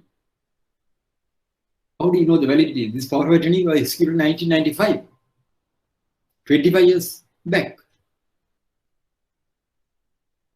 Then if you come across that situation, your legal officer might ask you to get a letter of authority from the originator, from his mother, to confirm whether power of attorney is still valid. Then, in any case, you have to refer to the legal department. They will go through it and see whether this power of attorney has been legally executed, whether they have complied with registration formalities, whether the borrowing, whether the powers. Now, sometimes there are restricted power of attorneys, there are special power of attorneys, there are general power of attorneys. There are so many. There are a variety of power of attorneys. So, power of attorney. Remember, power of attorney. Now, I can remember in HMB, I came across a situation. One person was having a power of attorney. His friend who was having an account, he has given a power of attorney to this gentleman. So this gentleman brought the power of attorney and he wanted to borrow against that person's deposits. So I told him, you can't do that. He said, I am having the power of attorney. I said, no, you have the power of attorney, but that power of attorney does not empower you to borrow against his deposit. The borrowing has to be displayed in his name. He has not authorized. Why people are giving power of attorney? Why people are giving power of attorney? Because they are unable to ensure their they are unable to ensure their physical presence due to workload or due to disability or as they are out of the country or like that. They are you may come across. So power of attorney, remember, I don't know what is the stipulation in your bank or financial institution. So whenever you get power of attorney, to be on the safe side, my advice is you can go through the power of attorney, send it to the legal department, send it to the branch lawyer, let them confirm. Why do you want to take that risk? Why do you want to take the risk? You can say, yes, our power of attorney is there, we'll refer to. So you send the power of attorney to the legal officer or the branch lawyer. Here we are enclosing the power of attorney. Please confirm to us, please advise to us of its validity. 2-line mail document letter, you send it, you don't have to worry. You are passing the ball to them. Because HMB, the stipulation was there. Financial, the stipulation was there. I don't know the present situation. Any questions on that? So, execution. Yes, miss. It's regarding facility to a sole proprietorship venture. Sorry? It's regarding a facility granted to a sole proprietorship venture. Yes. A and B are husband and wife, and the facility is granted in the business name, meaning that proprietorship name. Yes. When that's a partnership. So, sole proprietorship means two. Sorry, one. Partnership is only, it was a partnership. No, sir. I'm asking, A and B are husband and wife. The business is registered under the name of the husband, A. Right. Can we take the joint property as a collateral for the business name? Yes, you can take. In that case, you can take that sole proprietor, that particular sole proprietor, you are granting the loan to that sole proprietorship and Mrs. So-and-so. You can take it. Can't we grant the loan in the name of the business? No, when you say sole proprietorship means, when you are granting a loan to a sole proprietorship, you are saying, how do you word? You say, Mr. A, Mr. A residing at of this place, carrying on business as sole proprietor under the name, style and firm of, you are saying. So you say, in other words, you are giving the sole proprietor's name only you are giving. You are giving the sole proprietor's name. And you are saying, Mr. So-and-so carrying on business under the name, style and firm of, give the name of the firm, and Mrs. So-and-so. You are joining. Mrs. So-and-so. You can grant. Yes, sir. But when the execution of documents came, what's the type of the document we have to take from the wife? No, is it a guarantee bond or? No. Wife has to sign all the documents because she is also a party to the borrowing. No, you don't have to take a guarantee from her because she can't guarantee for her own loan. No. So when you have to, what you call, since you are making the wife a co-borrower, she has all. We are granting the loan for the business name, not for the customer. No, business, not only because since you are taking the sole proprietorship when you are taking the loan, granting the loan, sole proprietor is personally liable. So sole proprietorship, we always say Mr. So and so, his name comes first. Carrying on business as sole proprietor under the name, style and firm of, the name of the firm, right? And you are putting the wife, since the property belongs to the wife, your question is that, no? The property belongs to the wife, you want to bring the wife also in? No, property is under the name of both. That's right, joint borrower, no? Sorry, joint owner. Joint holders, When you are bringing the proper, you are bringing the wife also into the scene by making her a joint borrower. So in sole proprietorship means the person is borrowing in his individual capacity, although the name says. So that's the reason why we say Mr. So-and-so carrying on business under the name, style and firm of. You follow? Firm of. And we are putting the wife also and Mrs. So-and-so because they are the borrower. We are putting the wife's name because she is the co-owner and the joint borrower. So therefore she has to sign all documents. Because in the legal terms, we can add the co-borrower as wife, even though we are granting the loan to the business. No, you will have to open the account also in that name. They have to open a separate account under that firm and the wife, because the loan will be channeled to that particular loan account. No? Yeah. So the account, you have to open a fresh account, or you have to convert the existing account and make it a joint account with the wife. If the customer is maintaining a separate account for the business, we have to open a target account for separately for this loan. Right, because the reason is wife is a co-borrower. So therefore, when the funds are channeled to that account, she should be a party to that. Okay.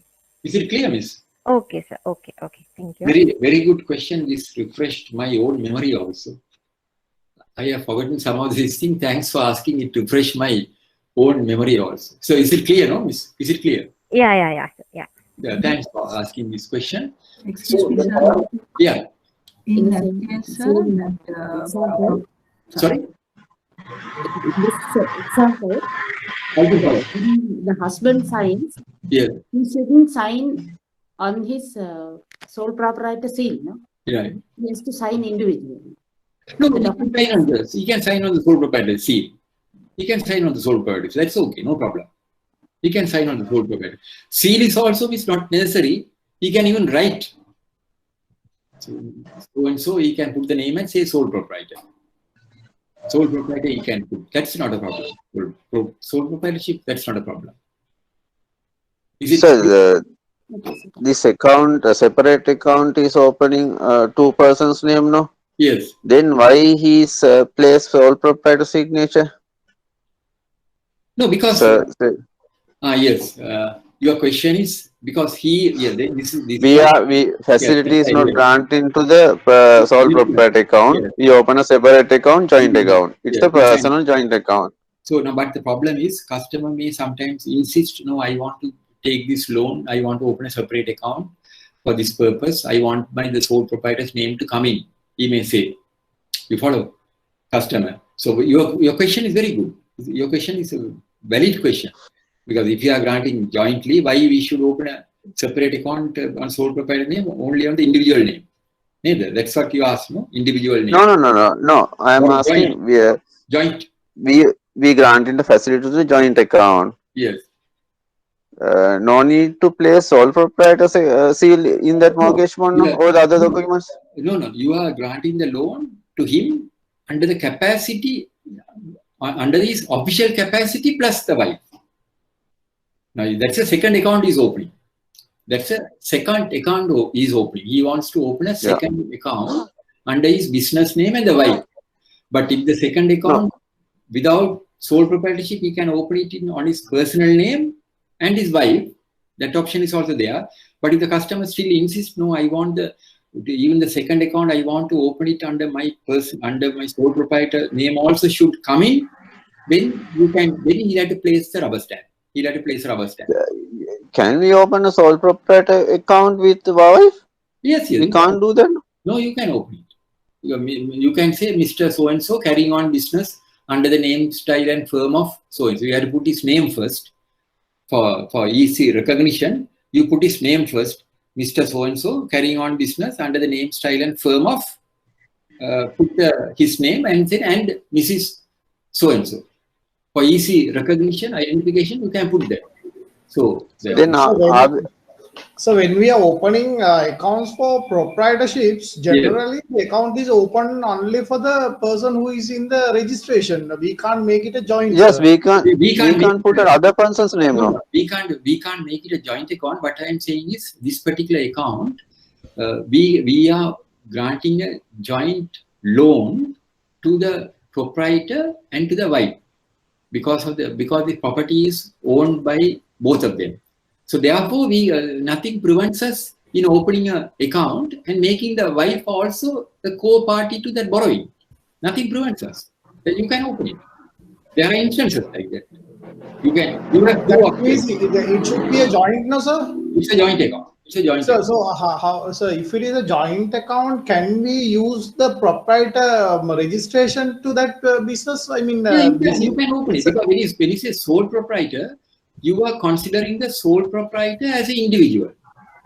You are considering, but for partnership, you can't do it. For sole proprietor, you are considering the sole proprietor as individual. That's why we say when we are preparing this thing, we say Mr. So-and-so carrying on business under the name, style and firm of you are putting, and you are putting the wife and granting the loan. That is okay. You can do it. You can. Nothing prevents. But if in partnership, you can't do it. Sole proprietorship, you can do it. You can do it. Nothing. Yes. In the mortgage bond also, are we mentioning sole proprietor's name or it's under only the joint? No, that will be mentioned. That will be mentioned. They will put the sole proprietor. They will say Mr. So-and-so carrying on business under the name, style and firm of and Mrs. Dash. I have come across such cases. But yes. So when husband work at the abroad, then both want to sign. One is enough for the one part enough for the sign for the documentation. But what is the husband? Work at the abroad. Husband and wife take a loan. Yeah, both have to sign. Both have to sign. Both have to sign, no? Both have to sign. Both have to sign. So if the husband is abroad, what do you do? How do you overcome that? Can you all tell me? Can anyone tell me? Power of attorney. Oh, power of attorney. Power of attorney, one option. What is the other option? What is the other option? No, husband and wife. Very good question. Husband and wife. Husband is, is overseas. Wife is here. So you have to get the husband's signature. How do you get the signature? Through the foreign embassy. Through the foreign embassy. Yes, very good. That's one option. Through the foreign embassy. What is the other one? In the presence of the notary of that country, we can take the. Yes, that also, yes. Very, very good. That is also there. But the ideal situation is, we have to send the documents to our correspondents in that particular country. The bank will have their correspondents, no? You follow? Now, the bank, wherever you are working, bank or finance company, they will have a corresponding bank in that particular country. So you have to send the documents to that particular bank and tell that bank to assist us in getting the signature of this customer and confirm the documentation. Then you advise the customer also to go to this particular bank and sign the documents. So before we do that, we will ask the customer to advise us of his closest bank. And then we will find out whether that particular bank is our correspondent, and then we can send it to that particular bank and get it signed. That is one option. Other option is he can go to the embassy and get it signed, get this authorized, sign it before the officials of the embassy, and the embassy can certify it. Third option is he can get some lawyers to sign it, but still for all that also has to be certified by the embassy officials. Otherwise, we don't know whether the existence of that particular lawyer. Is it clear? Is it clear? Yes, sir. Right. So, sir, excuse me. Yes. Can we secure facilities under sole proprietor name, mortgage bond executed under personal name? Can we secure that? Yes, sole proprietor, because sole proprietor, now you will not execute a mortgage, to a sole proprietor without mentioning the name of that particular sole proprietor. Am I correct? You will, so not only the name, the label, the identity of the firm, you will mention the name of the firm and only execute the mortgage. So if you mention that name, can we upset? If we mention the sole proprietor name in the mortgage bond, if you are not mentioned the name, if you are not mentioned the sole proprietor's name, then we'll have to find out under what circumstances that particular mortgage was executed. Am I correct? So we'll have to find out under what circumstances that particular mortgage was executed. If you have executed the mortgage, in his personal capacity for a separate loan, then you can't bring the sole proprietor into the scene. You can't bring the sole proprietor into the scene because that may be a separate facility. So you will have to ascertain under what circumstances that mortgage was executed. Then you will have to find out the credit paper, all those things, and find out under what circumstances the mortgage was executed, under what circumstances the loan was granted, whether it was for a sole proprietor or in his personal name. So there are two different entities, you have to carefully ascertain that. Is it clear? So without, yes, miss. So when we are planning to run the facility only in the business name, meaning the sole proprietor, can we take the joint property as considering it's as a third party mortgage? Can we do that? No, if it is a joint property, it's not a third party mortgage, because joint property means the joint holder becomes a party to the borrowing. So there is no third party because you are granting the loan jointly to them. No. I'm asking, can we grant the loan only in the business name, meaning in that sole proprietor name, but we are taking the collateral as the joint collateral. Joint collateral means we can't take, no? No, we don't. It is not advisable to take it. I explained to you all the third party mortgage we are not taking now. So now even though it's wife, we can't take. We can't. No. Even though wife or child, son now, it's a third party. Third party is a third party. If the property owner third party has signed obligo mortgage or obligo in the mortgage bond, can't he accept? Sorry, if the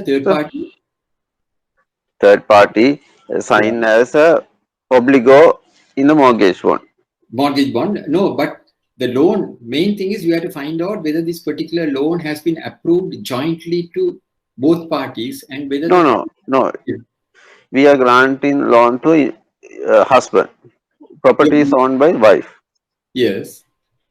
So then the main thing you have to find out is whether that particular loan has been approved jointly to Mr. and Mrs. No. Mortgage bond, maybe you can execute a third, by executing third party mortgage also they can become obligo. They can become obligo by executing third party mortgage. But the main criteria is whether this loan has been approved and granted jointly to the husband and wife. So if it is not, because in the what you call mandate or in the particular account, if the wife is not a party, then she is not a party to the borrowing. She has simply given the mortgage bond for the borrowing. So that's the reason why you have to make the third party a co-borrower, joint borrower, and the loan also has to be granted jointly to Mr. and Mrs. So both. Now I am not saying third party mortgages, you can't take it. But banks are now not taking it because it's not advisable because of the legal complications banks have faced. They don't now take third-party mortgages. Exceptional circumstances, they are taking it. There is nothing prevents you from taking third-party mortgages, but it is advisable always to make that third party a co-borrower and grant a joint loan. Is it clear? Is it clear to you all? Yes. Now, before I, now I think we are behind the schedule. Anyway, no point, no problem. Is it okay if I extend this session by another 1 hour because we had some problem because of this thing? You all are following this from the comfort of your home now? Are you all hungry or can we continue? If you can spare for 1 hour, I can finish today's session. Then we can. Are you all hungry? Yes or no? You are. Anyway, even if you eat, I can't see your face. Are you all hungry? I'm asking you all. Can manage. Yes. Thank you. Because otherwise. So excuse me. Yes. Sir, when using parate action, bank can we take the bill in their own uses? Can the bank? Their own uses, I mean the new bank, opening the new bank or like that. Yeah, branch. Bank can take it. Bank can take it. Banks have done it. Banks have done it. They take possession of the ownership of the property. They have done it. There are enough cases. So, right now, anyway, I will be giving you some time to ask questions also at the final session. So, I am trying to, if a necessity arises in the absence of the principal to execute the documents by the attorney on a legally executed power of attorney, the undernoted procedure should be adhered to. The power of attorney should be carefully examined to ensure its acceptance, validity prior to the execution of any document. The attorney is empowered to act on behalf of the principals only, covering certain specific instructions, transaction. However, it is advisable to refer all power of attorney documents to the legal division, as I told you. It's very important. Now, just to take your mind back to this one. Then registration stipulation, all securities executed have to be complied with the registration stipulation. As you all know, when we are taking documentation, it has to be registered within 21 days at the appropriate land registry. Movables, all movables, say if you are taking mortgage over movable stocks or hardware or whatever, it has to be registered within 21 days at the appropriate land registry. If a charge is created over an asset of a limited liability company, such charge should be registered additionally with the registrar of companies. All mortgages executed over motor vehicles should be additionally registered with the registrar of motor vehicles. For immovable property, there is no mandatory. However, it is always advisable to get priority. It is always advisable to ensure registrations promptly. So remember, immovable property registration, there is no stipulated period, but it is always advisable to register as quickly as possible so that we will get the priority. But movable, you have to ensure its registration within 21 days. Is it clear? Now, let us re-examine. I am just taking you back to the original slide just to refresh your own memory. Let us re-examine the types of securities and assess our understanding. Different types of securities: immovable property, immovable machinery, movable asset, motor vehicles, stocks in trade, guarantee, corporate guarantee, life insurance policy, cash securities, marketable shares, gold, DPN, demand prices. So all this we have covered. All this we have covered. Now I am sure you are equipped. You are fully, or I think you are equipped fully to handle any situations which you come across against the acceptance of any of these securities. Am I correct? Yes or no? Now you all were with me for the last 4 weeks. Yes or no? Now you are in a position to handle any situation to some extent. Now you know this is a vast area. To some extent, you are equipped. Yes or no? Before I move to the next one. Right. Very good.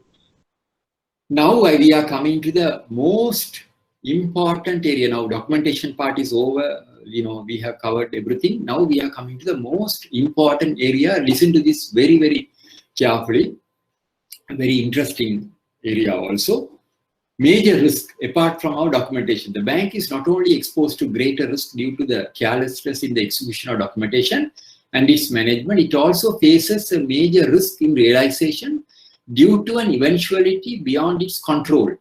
This could arise unexpectedly and could take us by surprise without any prior warning, notice due to natural and man-made calamities. To overcome this risk, the bank depends on insurance and takes comfort under the umbrella of insurance.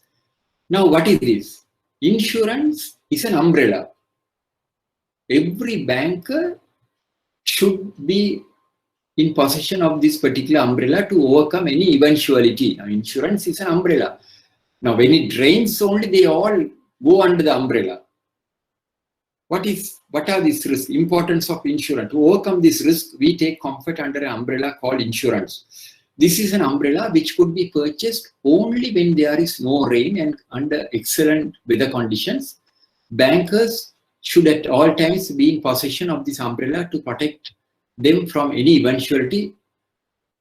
This umbrella gives us peace of mind. Importance of insurance in financial planning: security, safety, coverage, health insurance, protection, confidence. Now, importance of insurance is umbrella which a banker should possess at all times. This umbrella cannot be purchased during rainy days. This umbrella, remember, you can't purchase it during rainy days. It could be purchased only when there is sunshine. It is absolutely essential on every asset on which the bank has an interest is adequately insured in the joint names of the bank and the borrower. Bank has a legal interest if the asset is mortgaged. All banks should remember that fire, destruction in various forms could arise anywhere, anytime, without any warning or adherent or advance notice. Hence, we have to be prepared to face any eventuality. What is insurance? It's an indemnity assurance against an unseen, unpredictable, unforeseen occurrences or future calamity which is beyond anybody's control. Now look at this particular slide. Fire in Peta destroys shopping. Fire at Peta Main Street. Fire destroys shoe factory. Fire at Unity Plaza. Fire at Maragama. Fire at Panchigavatta. Fire at Keralapitia. Fire at Apico. Reckless driving causes over 9,000 car accidents. No Limit building destroyed by fire, 300 million damaged. 17 shops burned in Mahanala. Hamidia's factory, clothing factory in flames. Can you all tell me where this is? Anybody here who is in a position to tell me where this is? Colombo people? Very good. Yes, very good. It's cool, no more. Retail chains store reduced by fire. So you can see. Then look at this one. Flood water has gone under the. Then this is also another massive shopping complex. Now look at this particular slide very carefully. And before that, can you all now see mobs destroy Sri Lanka's largest pasta factory? Company estimate damages of 700 billion. Then this is a recent occurrence. A lady has driven a car into a showroom, and cars which were parked there, I think 4 or 5 cars were damaged. Now look at this particular slide. Can anyone tell me what is this? I'll bring some water. Just look at this particular slide.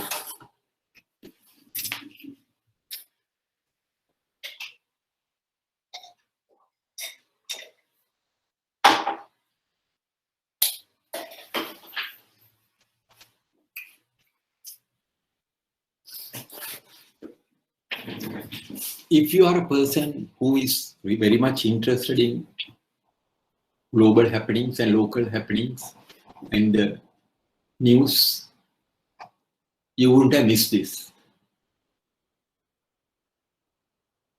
You wouldn't have missed it. Miami building. Huh? Miami building. Very good, excellent. Miami building in the United States. This building, 11-story building, 40 years old. It was damaged. All of a sudden, this building collapsed. 150 people are reported missing. So this is just an indication to you all destruction could occur anywhere without prior warning. Now, this particular slide, look at this particular slide, concentrate on this slide, this particular slide. Risk faced by banks, man-made calamity, no limit outlet in Panadura was destroyed due to mob violence. Then again, no limit. Another outlet. Can you all tell me where this outlet is? No limit. Natural calamity. Went under flood water. This one, the first one is Panadura. Second one there, because there are a lot of outstation people following this. It's an outstation. Can you all? Sir, Ratnapura branch. Very good. Ratnapura branch. So this is this particular slide is a very good indication, eye opener for you all. Risk faced by banks, man-made calamity, natural calamity. Because this session is very interesting, so you don't have to worry about your lunch. I'm trying to finish this session. This is an eye opener for you all. Man-made calamity, natural calamity. These two calamities are beyond your control. It's beyond your control. So you are totally dependent on the insurers to give you comfort. You are mitigating these risks by taking adequate insurance cover. This is a very good eye opener. Now, supposing if you have granted a facility to no limit for, see the damage they have encountered, 300 million damage, and if you are not taking the insurance, then you would have encountered major disaster. Now here also natural calamity, the recent floods, about a couple of weeks back there was a major flood in Sri Lanka. Several houses, several buildings have gone under water.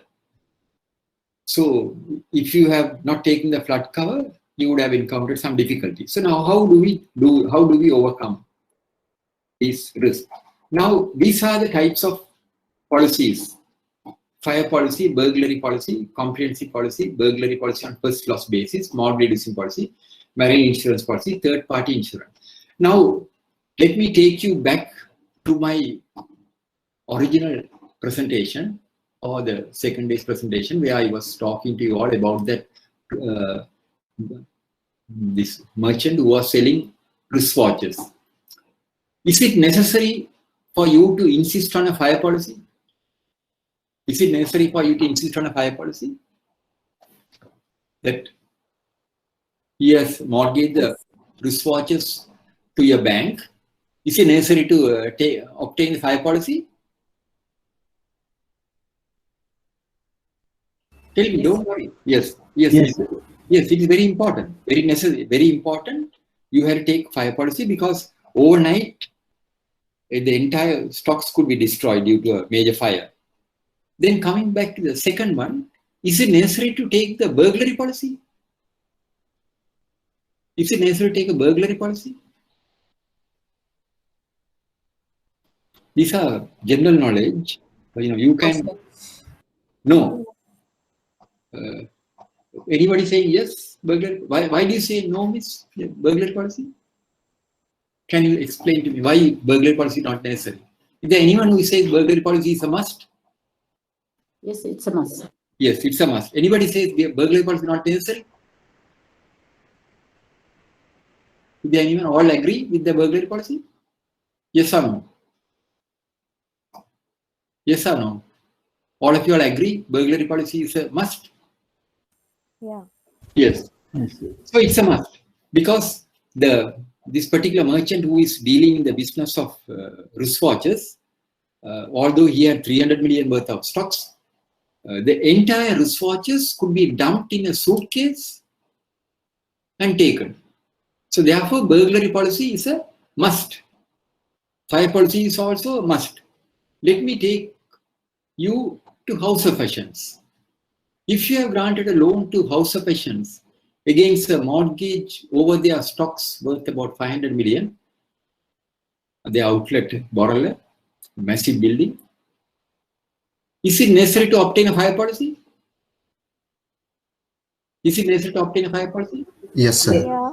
Yes, fire policy is a must because the entire, like what happened to Cool Planet what I showed you here, what happened to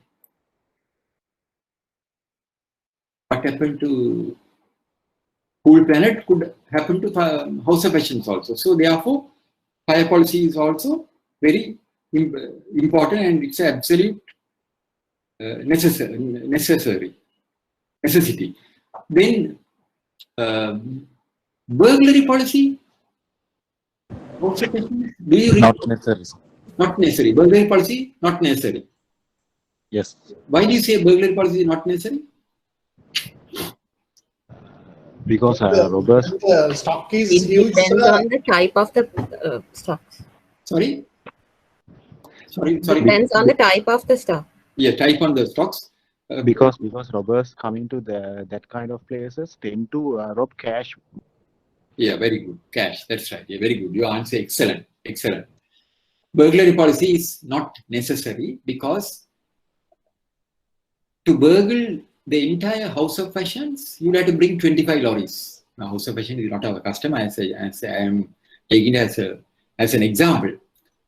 So that can't happen. So as you correctly said, they face a risk of their cash being removed.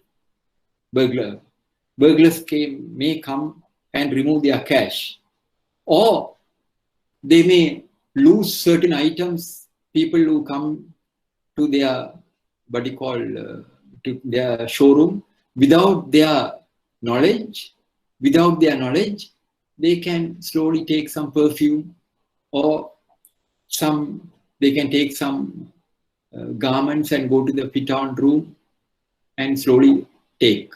So the House of Fashions, let us assume, this is as an example, because these are recording, I am just taking it as an example. Let us take it as an example. So House of Fashion, this particular outlet, they have assessed their loss, their anticipated loss due to burglary. They say 1 lakh worth of item we may lose due to a burglary occurring on one particular day, like what you said, what this participant said, cash. They face a risk of cash being removed. With all the security, somebody can come in at gunpoint, they may remove the cash. And in addition to that, some people might remove some of their garments. So they have assessed these type of loss, and they have said, we have assessed this particular loss which could arise due to various factors. So we have estimated the loss at 1 lakh. So they have taken a burglary policy on first loss basis. That is what is called burglary on first loss basis. That is, they have 300 million or 500 million worth of items, but they have taken burglary policy on first loss basis. That means, in case if there is a robbery, in case if there is a burglary, in case if there is a theft, some people have entered their showroom and they remove, insurer is liable to honor their claim only up to 1 lakh. Only up to 1 lakh. That is why it is called burglary policy on first loss basis. Fire policy they have taken for 500 million.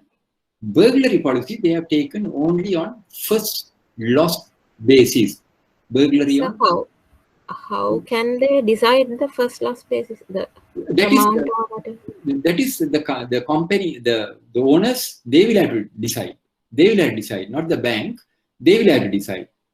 They will have to decide and say, we have taken a burglary on first loss basis. The reason is, if they are lost 1 lakh at the very first occasion, second, it can't happen again. Can it happen again? Can it happen again? It can't happen. Can it happen again? It can't happen. So the insurers are liable only at very first occasion.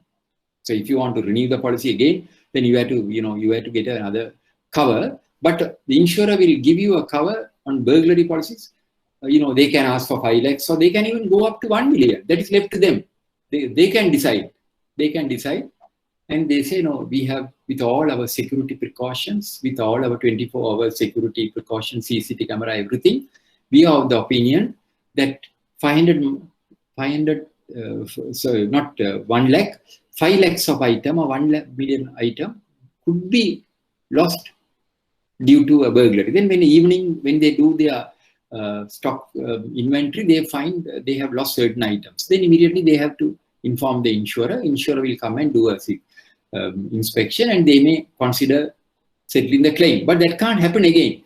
But by doing that, you are saving on the premium. Without taking a burglary cover for 500 million, they are taking a burglary cover on a first loss basis. So this is what is called first loss. Now, just to give you a deeper, when you say first loss, burglary insurance, although it's essential under exceptional circumstances, if we are satisfied adequate precaution has been taken by the borrower to prevent any such burglary, we could exempt such cover. The undernoted criteria will guide in arriving at decision towards waiving of such a cover. If adequate 24-hour round-the-clock security cover is satisfactorily provided and the possibility of theft or burglary is remote, you can waive off the burglary policy. The assets under reference are heavy and cannot be removed overnight. Now, if you come across any heavy machinery, burglary cover is not required. Now, if you go down Gold Road towards Mount Lebanon or Atmanana side, there are some big factories. I don't think they have a burglary cover. Even Ceylon Tobacco, Kotena, they don't. I don't think they have a burglary cover. Fire cover, you can't exempt fire under whatever the circumstance may be. You can't exempt the fire cover. Now, is it clear to you all? Any questions on that? Any questions? Is it clear? Fire and burglary? Right. Now I am coming to the next one, comprehensive insurance policy. What do you mean by comprehensive insurance policy? If you are granting a loan to a customer against a mortgage over motor vehicle, it is compulsory, it is essential, it is mandatory. You get a comprehensive insurance policy. When you say comprehensive insurance policy, it is a policy covering everything. If the vehicle is damaged due to mob violence, due to what you call fire, or if it is burgled or floods, that is covered because that is why we call it a comprehensive insurance policy, full insurance. But now see, and according to the traffic ordinance, you can't take a vehicle to the road without having an insurance policy. Either you must have a comprehensive policy or a third-party insurance. So when you say third-party insurance, if I take a third-party insurance, while driving, I go and damage somebody else's property, parapet wall, or they are going to knock somebody. So that person is injured. That third party, they are building, their parapet wall is damaged, or their car is damaged. My car is also damaged. Then the insurer will not honor any claim made by me. My vehicle is also damaged. I am also injured, but they will pay the claim only to the third party, not to you, not to the vehicle owned by me. So banks will prefer to have which policy? Comprehensive policy or third party policy? What is according to your opinion? Comprehensive. Yes, we have to take a comprehensive insurance policy, because when you say comprehensive insurance policy, the premium is very high.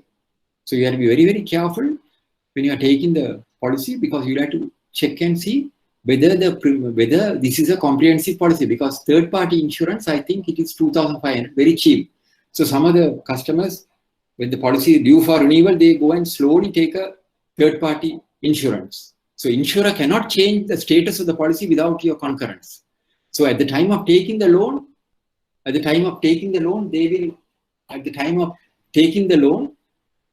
will take a comprehensive policy. Then when the renewal is due next year, because the premium is very high, they may slowly go and take a third party insurance. They can't do it. Insurer cannot issue a third party without our concurrence, but they may, if you overlook, you face a major risk. Now, comprehensive policy is a high risk. Why do I say high risk? Because the vehicles could get caught to fire, fire or theft or flood or mob violence, whatever, there are a variety of risks which are beyond your control. Now, the premium is very high. Now, I could remember when I wanted to get my insurance cover for my vehicle, when I was discussing the premium, the insurer told me, so this is the premium. So when I told him, I am a very careful driver, because actually I am a careful driver. My no claim bonus is up to 75%. I have come up to the maximum. And this gentleman, I told him, I had never claimed. Then he said, sir, we know you are careful, but the person who is coming behind you is not careful, sir. He was telling me to convince me. He said, the people who are coming behind you is not careful. So insurance, to face any eventuality, the vehicle insurance, you have to be very careful.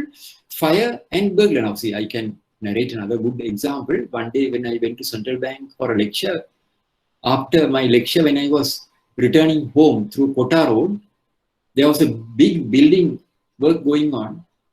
All of a sudden, a big plank, they have dropped a plank on the bonnet of my car. I had a narrow shave, and there was a severe traffic jam on a big building which was under construction. The buses were working, and the plank, they have dropped a plank which came and bumped on my bonnet, and my windscreen escaped. Then I stopped the vehicle, and a lot of people stopped their vehicles and came to my rescue. And one gentleman came and said, we must inform the police. So I just checked the vehicle, no damage. So I said, no, it's okay. And when I came home, only I saw there was a big damage on the bonnet of my vehicle. There was a big slight damage on the bonnet of my vehicle. But I was not prepared. I was not interested in repairing it. The reason is because that particular vehicle I have used for 5 years. I was about to sell the vehicle. So I thought if I repair, then the prospective buyer might think this car has made to the accident. So therefore, I was not interested. But the insurer has come to know, because the news has gone. This insurer has come to know, and the insurer gave me a call and said, sir, we heard about this. So I asked, who told you? He said, no, we also have spies. Then they said, we are sending assessor. I said, no, I'm not going to make any claim. No, we are sending assessor. So they came and checked and said, we have approved 10,000 rupees, but I didn't claim it. I didn't claim it because, I didn't want to claim it. So what happened when I wanted to sell the vehicle, I advertised. The person who came to buy the car, he also has not spotted it. But I showed him. Because I was very particular after selling the car. This man later, if he detects it, he might think that I have sold a car which has made to the accident, because everything was recorded. I had the recording. The video was there. So the person who bought the car, I told him, there's a dent, you have not noticed it. Then I showed him the video. So why I am saying this is, supposing if something has happened to me, because God only saved my life, because big plank dropped. Still I have the video. Supposing if my vehicle was damaged, or even if something has happened to me, I could have claimed from the insurer. Why? Because I was in possession of a comprehensive insurance. Now, this is a very good example. This is an unexpected situation, unexpected eventuality. I was just returning from Central Bank. I have been talking to them, lecturing them about the importance of insurance, and I had to face this situation. So, vehicle, you have to be careful. Customers may come and give you a third-party insurance. You are not supposed to accept third-party insurance. You have to accept full insurance, comprehensive insurance. Then burglary policy on first loss basis, I have explained to you all. Then mortgage reducing policy. What is mortgage reducing policy? Can you all tell me? I am sure you all may be aware of it. Mortgage reducing policy. I won't take much of the time. I think we are coming. What is mortgage reducing policy?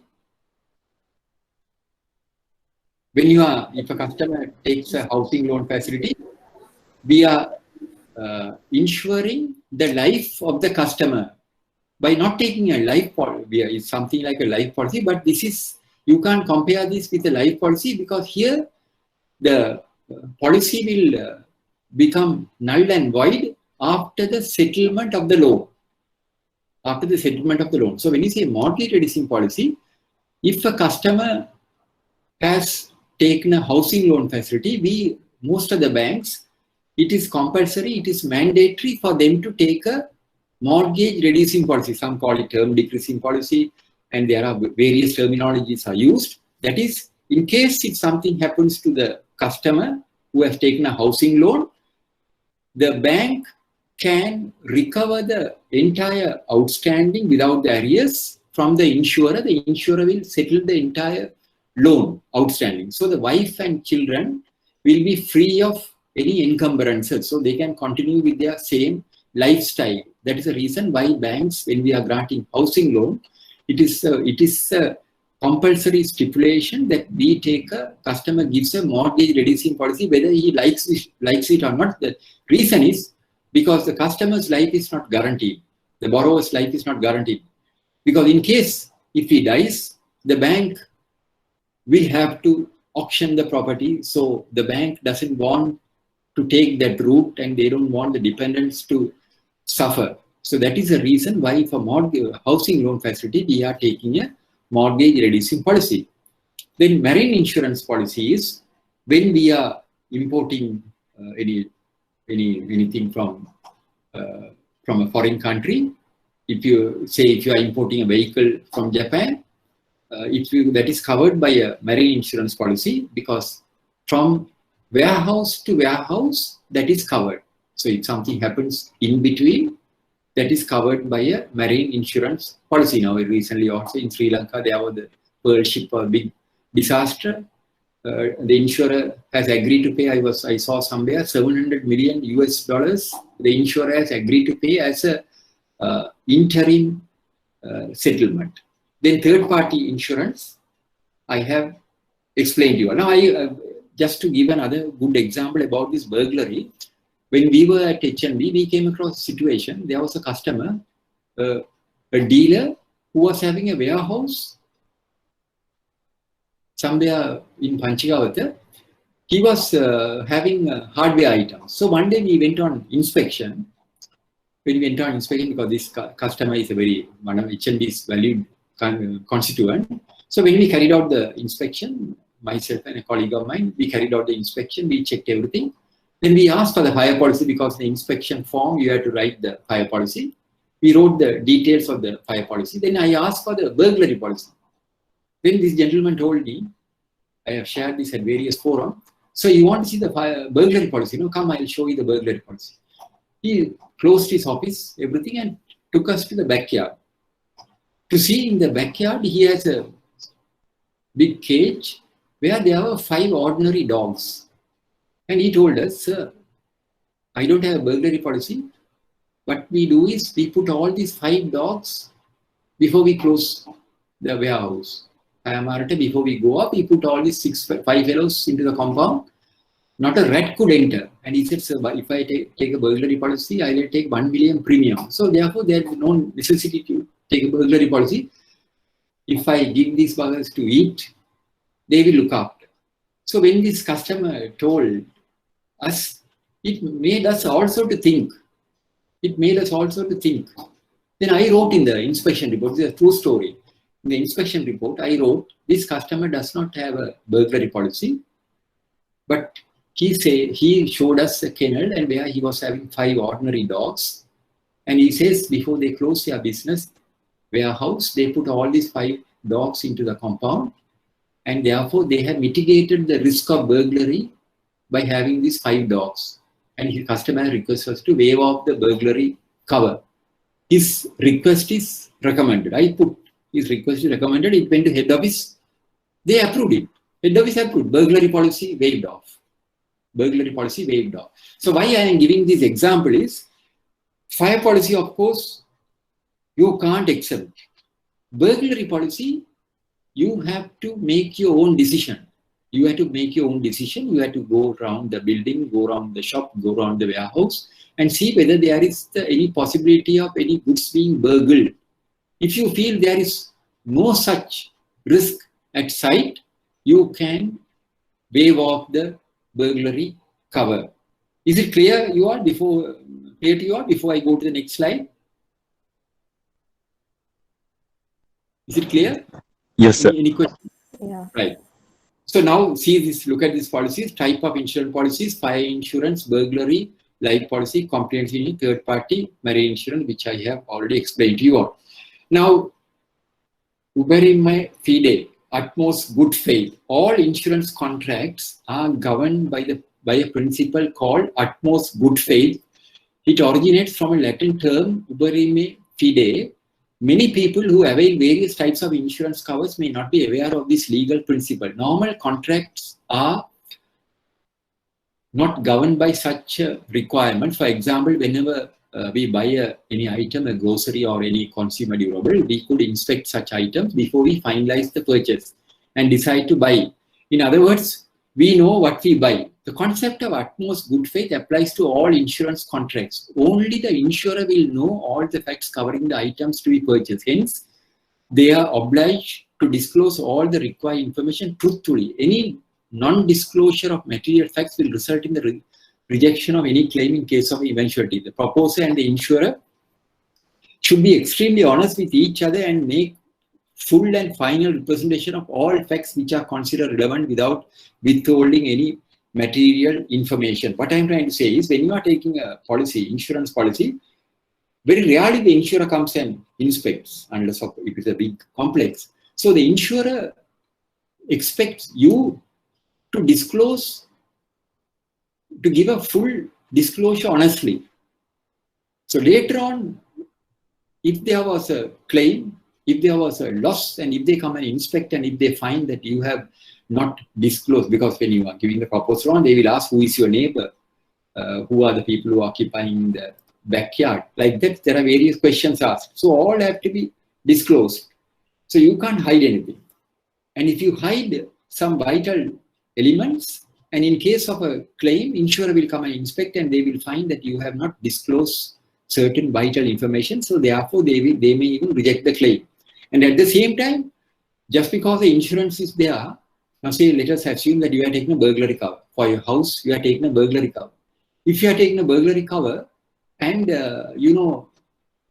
one evening you have gone for a party, and you have forgotten to lock your house. You have forgotten to lock your house. You are not forgotten. So you have gone for a party, wedding. At the wedding only, you realize, my God, I have not locked my house. So then your friend or somebody saying, don't worry, you have taken a burglary cover. Will the insurer pay? I am asking you. Will the insurer order? You have gone for a party in a hurry. You have gone to a hotel. You have not locked your house. Lock the house door, main door. You are not locked. So while enjoying at the wedding, only you realize I have not locked my house. Then somebody is telling you, don't worry, you are taking insurance. Yes, I have the insurance. Will the insurer honor such claims? No, sir. No, insurer won't honor such claim, because there has been a negligence on your part. There has been a negligence on your part. If you have opened the windows, if you have forgotten to close the windows, insurer will not honor the claim, because there has been a negligence on your part. So this is one of the aspects you must remember. At the same time, you have to disclose all material evidence available within the vicinity should be disclosed to the insurer. Then important, now when you are taking a policy, there are some important items which you have to check. What are the items? Insurance should be obtained to cover the full value of the asset and not the facility amount. Now, I can give you another good example. This also, when I was at HND, one day, at HND, I was in charge of a big portfolio. One evening, I could very well remember, one evening after work, I was driving home. At about 5:55 or 6 o'clock, my car radio was on, and SFM or Sun FM, they gave a news in brief. They said a factory in Ekala is on fire. A factory in Ekala is on fire. And they mentioned the name of this factory. So it sounded something like our customer. It's a true story. I have mentioned that in my book also. It sounded something like our customer, but they didn't repeat the news. And those days, only a handful of people had mobiles because it was a luxury. That was the time mobiles were introduced. But still, it was worrying me. I was wondering whether it is our customer. Then I drove, and when I came home, there was a message asking me to contact our senior DGM immediately. Our senior DGM, he has given a call to my residence and asked from my wife, because I didn't have mobile, because that was the time mobiles were introduced. It's a very good story. Listen to this carefully. Then when I got the message, I thought must be this customer. Then immediately I contacted this gentleman, our senior DGM, and I asked him, boss, you wanted to speak to me, you had been a call. He said, yes, he was shivering. He said, did you hear the news? I said, what's the news? He said, no, this factory is on fire. That was some Korean people involved in leather products. The loss was estimated to be 1 billion, 1B, not M, 1B. Then I said, no. Then he said, no, this factory is on fire. Then, first thing, he was shivering. The first thing he asked me was, economy, what about the insurance? He asked me. How is the insurance? I said, insurance is there, boss. Are you sure? I said, yes. Is it in force? He said, yes, it's in force. You are sure, no? I said, yes. Okay, I will see you tomorrow. And he said, I am on my way to Ekala. I am on my way to Ekala. Now, this man asked me, and I had given the confirmation saying insurance is there. I have said insurance is in force, but I have not seen anything. But I was confident because I was very strict with my people. Then I immediately contacted my officer who was directly in charge of it. He was not available. His wife said he has gone out.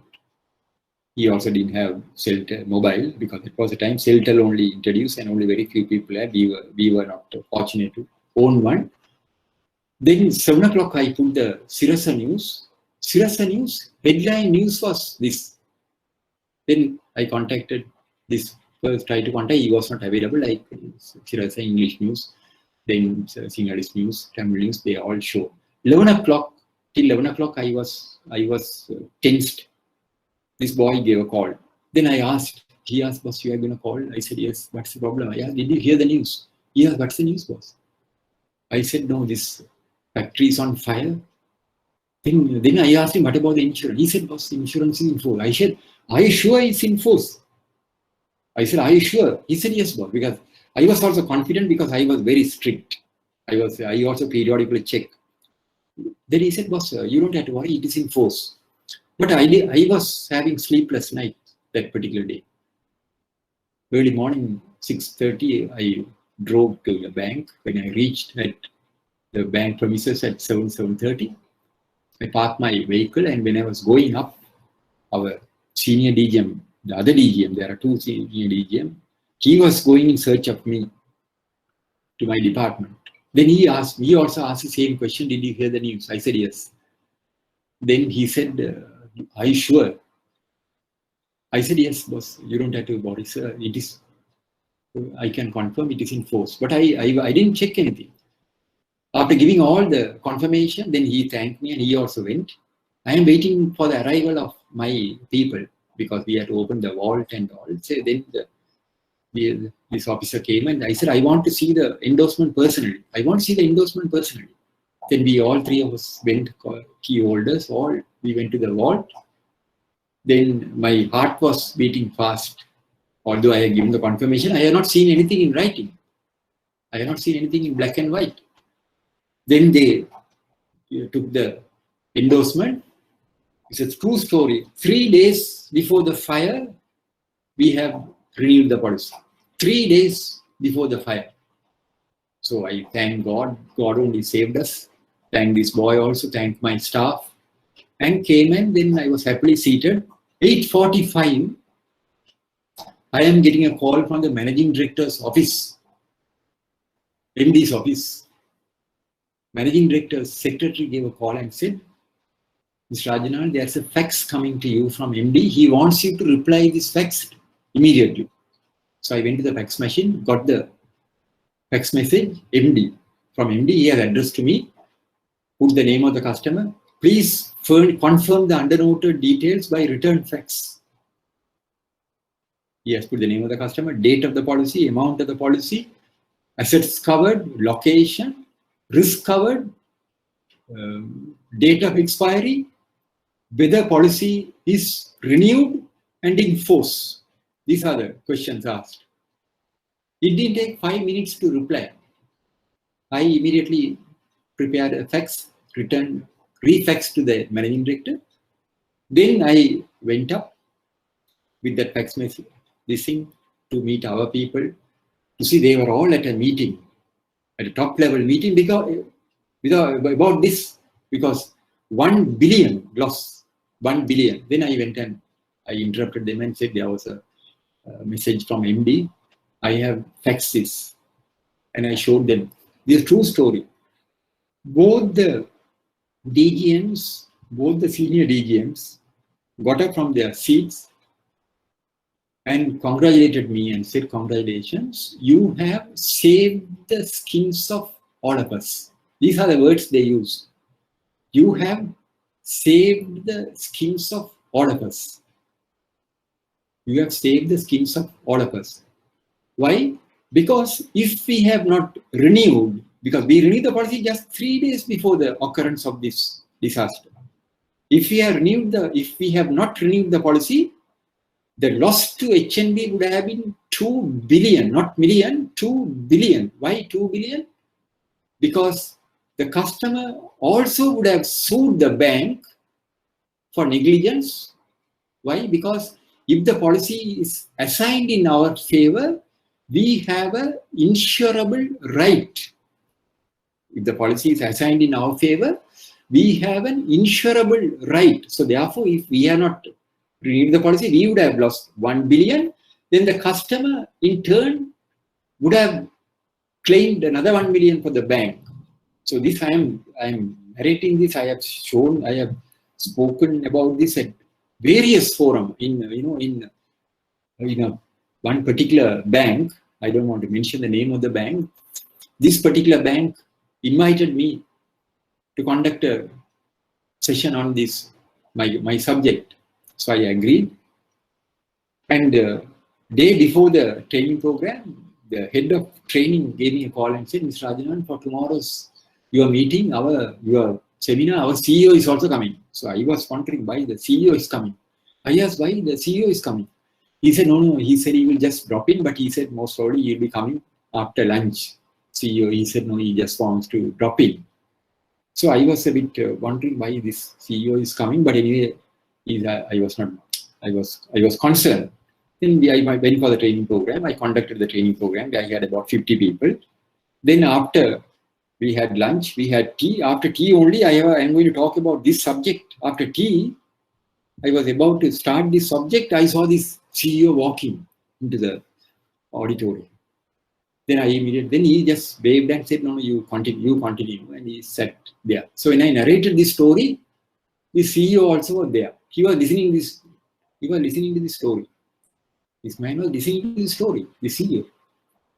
The true story, I am not telling any lies here. So after the conclusion of the session, staff have gone, the CEO waited there. And he came and spoke to me, Mr. Rajanan, this particular story which you narrated, it made me also to think, he said. It made me also to think. I don't know about the situation in my bank. I had to, tomorrow itself I am going to send a circular to all my branch managers, everyone I want them to confirm, the way you spoke made me also to think. He said, good that I came for your session. It made me also to think. It's a very, very true story you have narrated. I have shared this in my book. He said, tomorrow I am going to send a circular to all my people, branch managers and the credit officer, everyone. I am going to get them to confirm, he said. So this is just for your food for thought. This is just the importance of the insurance. Is it clear to you all, the story? Is it clear to you all? the story what I narrated now? Yes, sir. Yes. So insurance should be obtained to cover the full value of the asset and not the facility amount. Remember, you have to get the insurance to cover the full value. Now, very many times people ask, you all, not you all, there are people who make the mistake in insuring the asset, getting the insurance covering the facility amount and not the asset. Now, supposing if I buy a car for 5 million, I take a loan from your bank for 3 million, you have to insist that the insurance I obtain should cover the full value of the asset and not the facility amount, because there are people who make this mistake. So that's why I highlighted insurance cover should be obtained to cover the full value of the asset and not the facility amount. Location of the asset, description of the asset, serial number of the asset, mortgage should be checked with the policy. Insurance policy should be assigned. This is very important.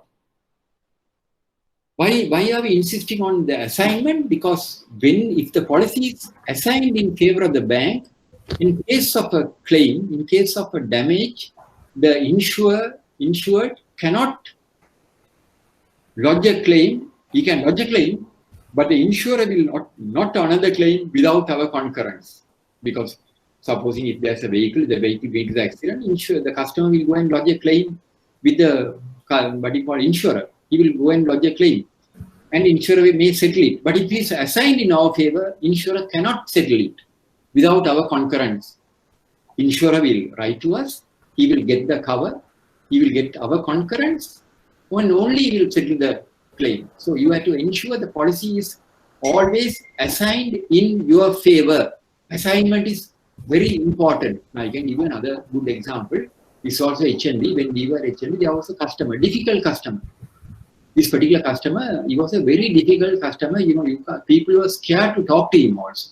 He was politically connected, and so therefore he was, he was a bit of a difficult customer. This customer's loan went bad. His loan went bad. His insurance was due for renewal. When our people contacted him, he said not to renew the policy. He said, don't renew the policy.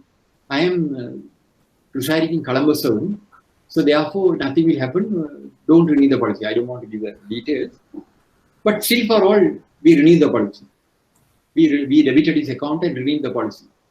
3 days or 1 week after we renewed the policy, JOC bomb blast, Joint Operation Command, there was a bomb explosion. Ladies' college was partially damaged.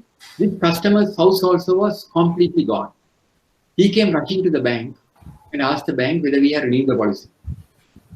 When we asked why, he said, my house also has gone. So then, we got the claim and settled the facility in full.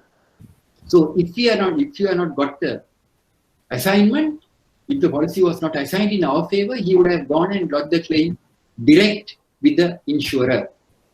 Then effective machinery should be in place to ensure the policies are renewed on time and are in force at all times. You have to ensure effective machinery is in place. I know at HNB, the managing director, Mr. Riansi Vijay, at that time, he was very, very strict as far as insurance is concerned. All the bank managers will have to send a statement, monthly statement, direct to the MD, confirming the policies are in force. If there are any non-renewal, they have to give him the explanation. Because MD has given authority, even if there is no money in the account, you can overdraw the account and renew the policy. Then, building insurance and land value, the insurance cover on building located with the property mortgage should be obtained to cover the full value of the building as per recommendation of the bank valuer. Accepting the building insurance in consideration of the value of the land is not prudent, since the bank should not only ensure the safety of its exposure, it has an obligation to ensure the borrower is in a position to restore the original status which prevailed prior to the calamity. Then,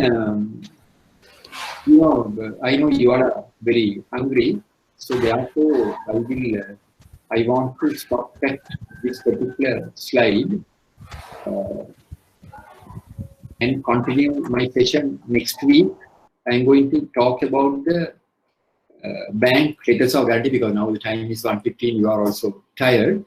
So before I conclude, I want to tell you all now I have already uploaded the questions. Some of the past questions, I think 3 or 4 past questions I have uploaded. In addition to that, I am going to upload some short questions for you.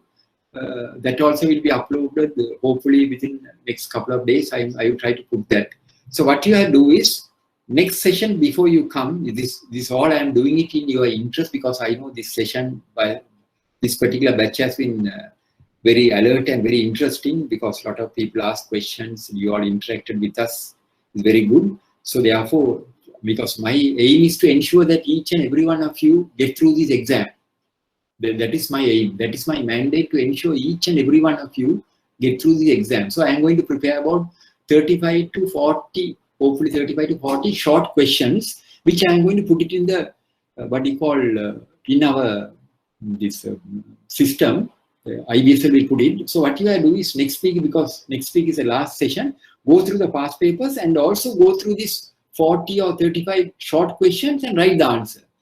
I am not asking you to produce the answer paper. You take a printout, and based on your knowledge, based on what you have learned, based on the slides what I have given, based on the what you call recordings, you write your answer. Don't discuss with anyone. Write your own answer. Write your own answer. One word answer, and keep it with you. So next week, after I conclude my session, I am going to go through that one by one. I will give you the answer. Then you can cross check it and see whether you are giving the correct answer. Is it clear? Is it clear to you all? Is it clear? Yeah. So you know, how was the session today? I know we have gone beyond 12:30. Yes, sir. Yes, sir. Yes. So if there are any questions, we will give you time. So next session will be the final session. And very interesting, sir. Yeah, I have shared the stories so that it will remain with you all. So normally we conduct this session only for 4 sessions. So this time we have to extend it for a further 1 week. I spoke to IBSL and told them. Then they asked why 4 days. No, I said no. But anyway, this particular batch was very interesting. They asked a lot of questions. So therefore, when they ask questions, I can't tell them no, don't ask questions. So I have to give the answer. So therefore, we have to extend the session by a further 1 week. So next week, hopefully, next week will be the final session, because this time the exam date is they are not decided. I think they are going to have both exams together in the same. Now the previous batch, they were to sit for the exam on the 24th April. The previous batch, they were to sit for the exam on the 24th. Unfortunately, on the 23rd only, this lockdown came and government put a stipulation saying all meetings, gatherings, classes, all prohibited. So 23rd, they had to send SMS messages to all these people and tell them the exam has been postponed. So because we have set the question paper, everything, unfortunately, they couldn't sit for the exam on the 24th. So hopefully, I think they may have that batch and this batch together, and they may have the exam, because exam, you can't have the exams online. You have to ensure your physical presence for the exam. So my aim is to see each and everyone at the award ceremony. When we have the award ceremony, I will be happy to see the faces of each and every one. So thank you very much for your patience. Enjoy your lunch. Remember 2 things what I told you. You have to get the assignment. Sir, excuse me, sir. Sir, yeah. Sir, probably when will be the exam, sir? I couldn't hear it. Exams, you have to ask the government health sector. Once they lift the ban, they will have the exam. Date is not fixed. Because as it is, we can't have the exam. No? As it is, we can't have the exam, okay, because I hear from Monday there are some new guidelines will be issued by the health sector. After that only they can have the exam, because to have the exam, your physical presence is a must. There's no way we could have these exams online. There's no way we could have the exams online. So before I conclude, again, another reminder about this Mr. Loganathan's session, the assignment. You are asked to complete and submit it before the 25th. So remember again, I am telling you, next session, when you come to the next section, sharp at 8:30, come ensure your presence and download that questionnaire, short questions which I am giving, and write the answer and then cross-check it, because that will help you. Because I have not done this for the previous session, I am doing this for this session, because that will help you to clear all your doubts. So thank you very much for your patience, and it's very interesting for me. Thank you, sir. Got the opportunity to interact with you all. Thank you very much. Take care, stay blessed, and God bless you all. See you all next week, next Sunday, 8:30. Thank you. Thank you very much, sir. Thank you, sir.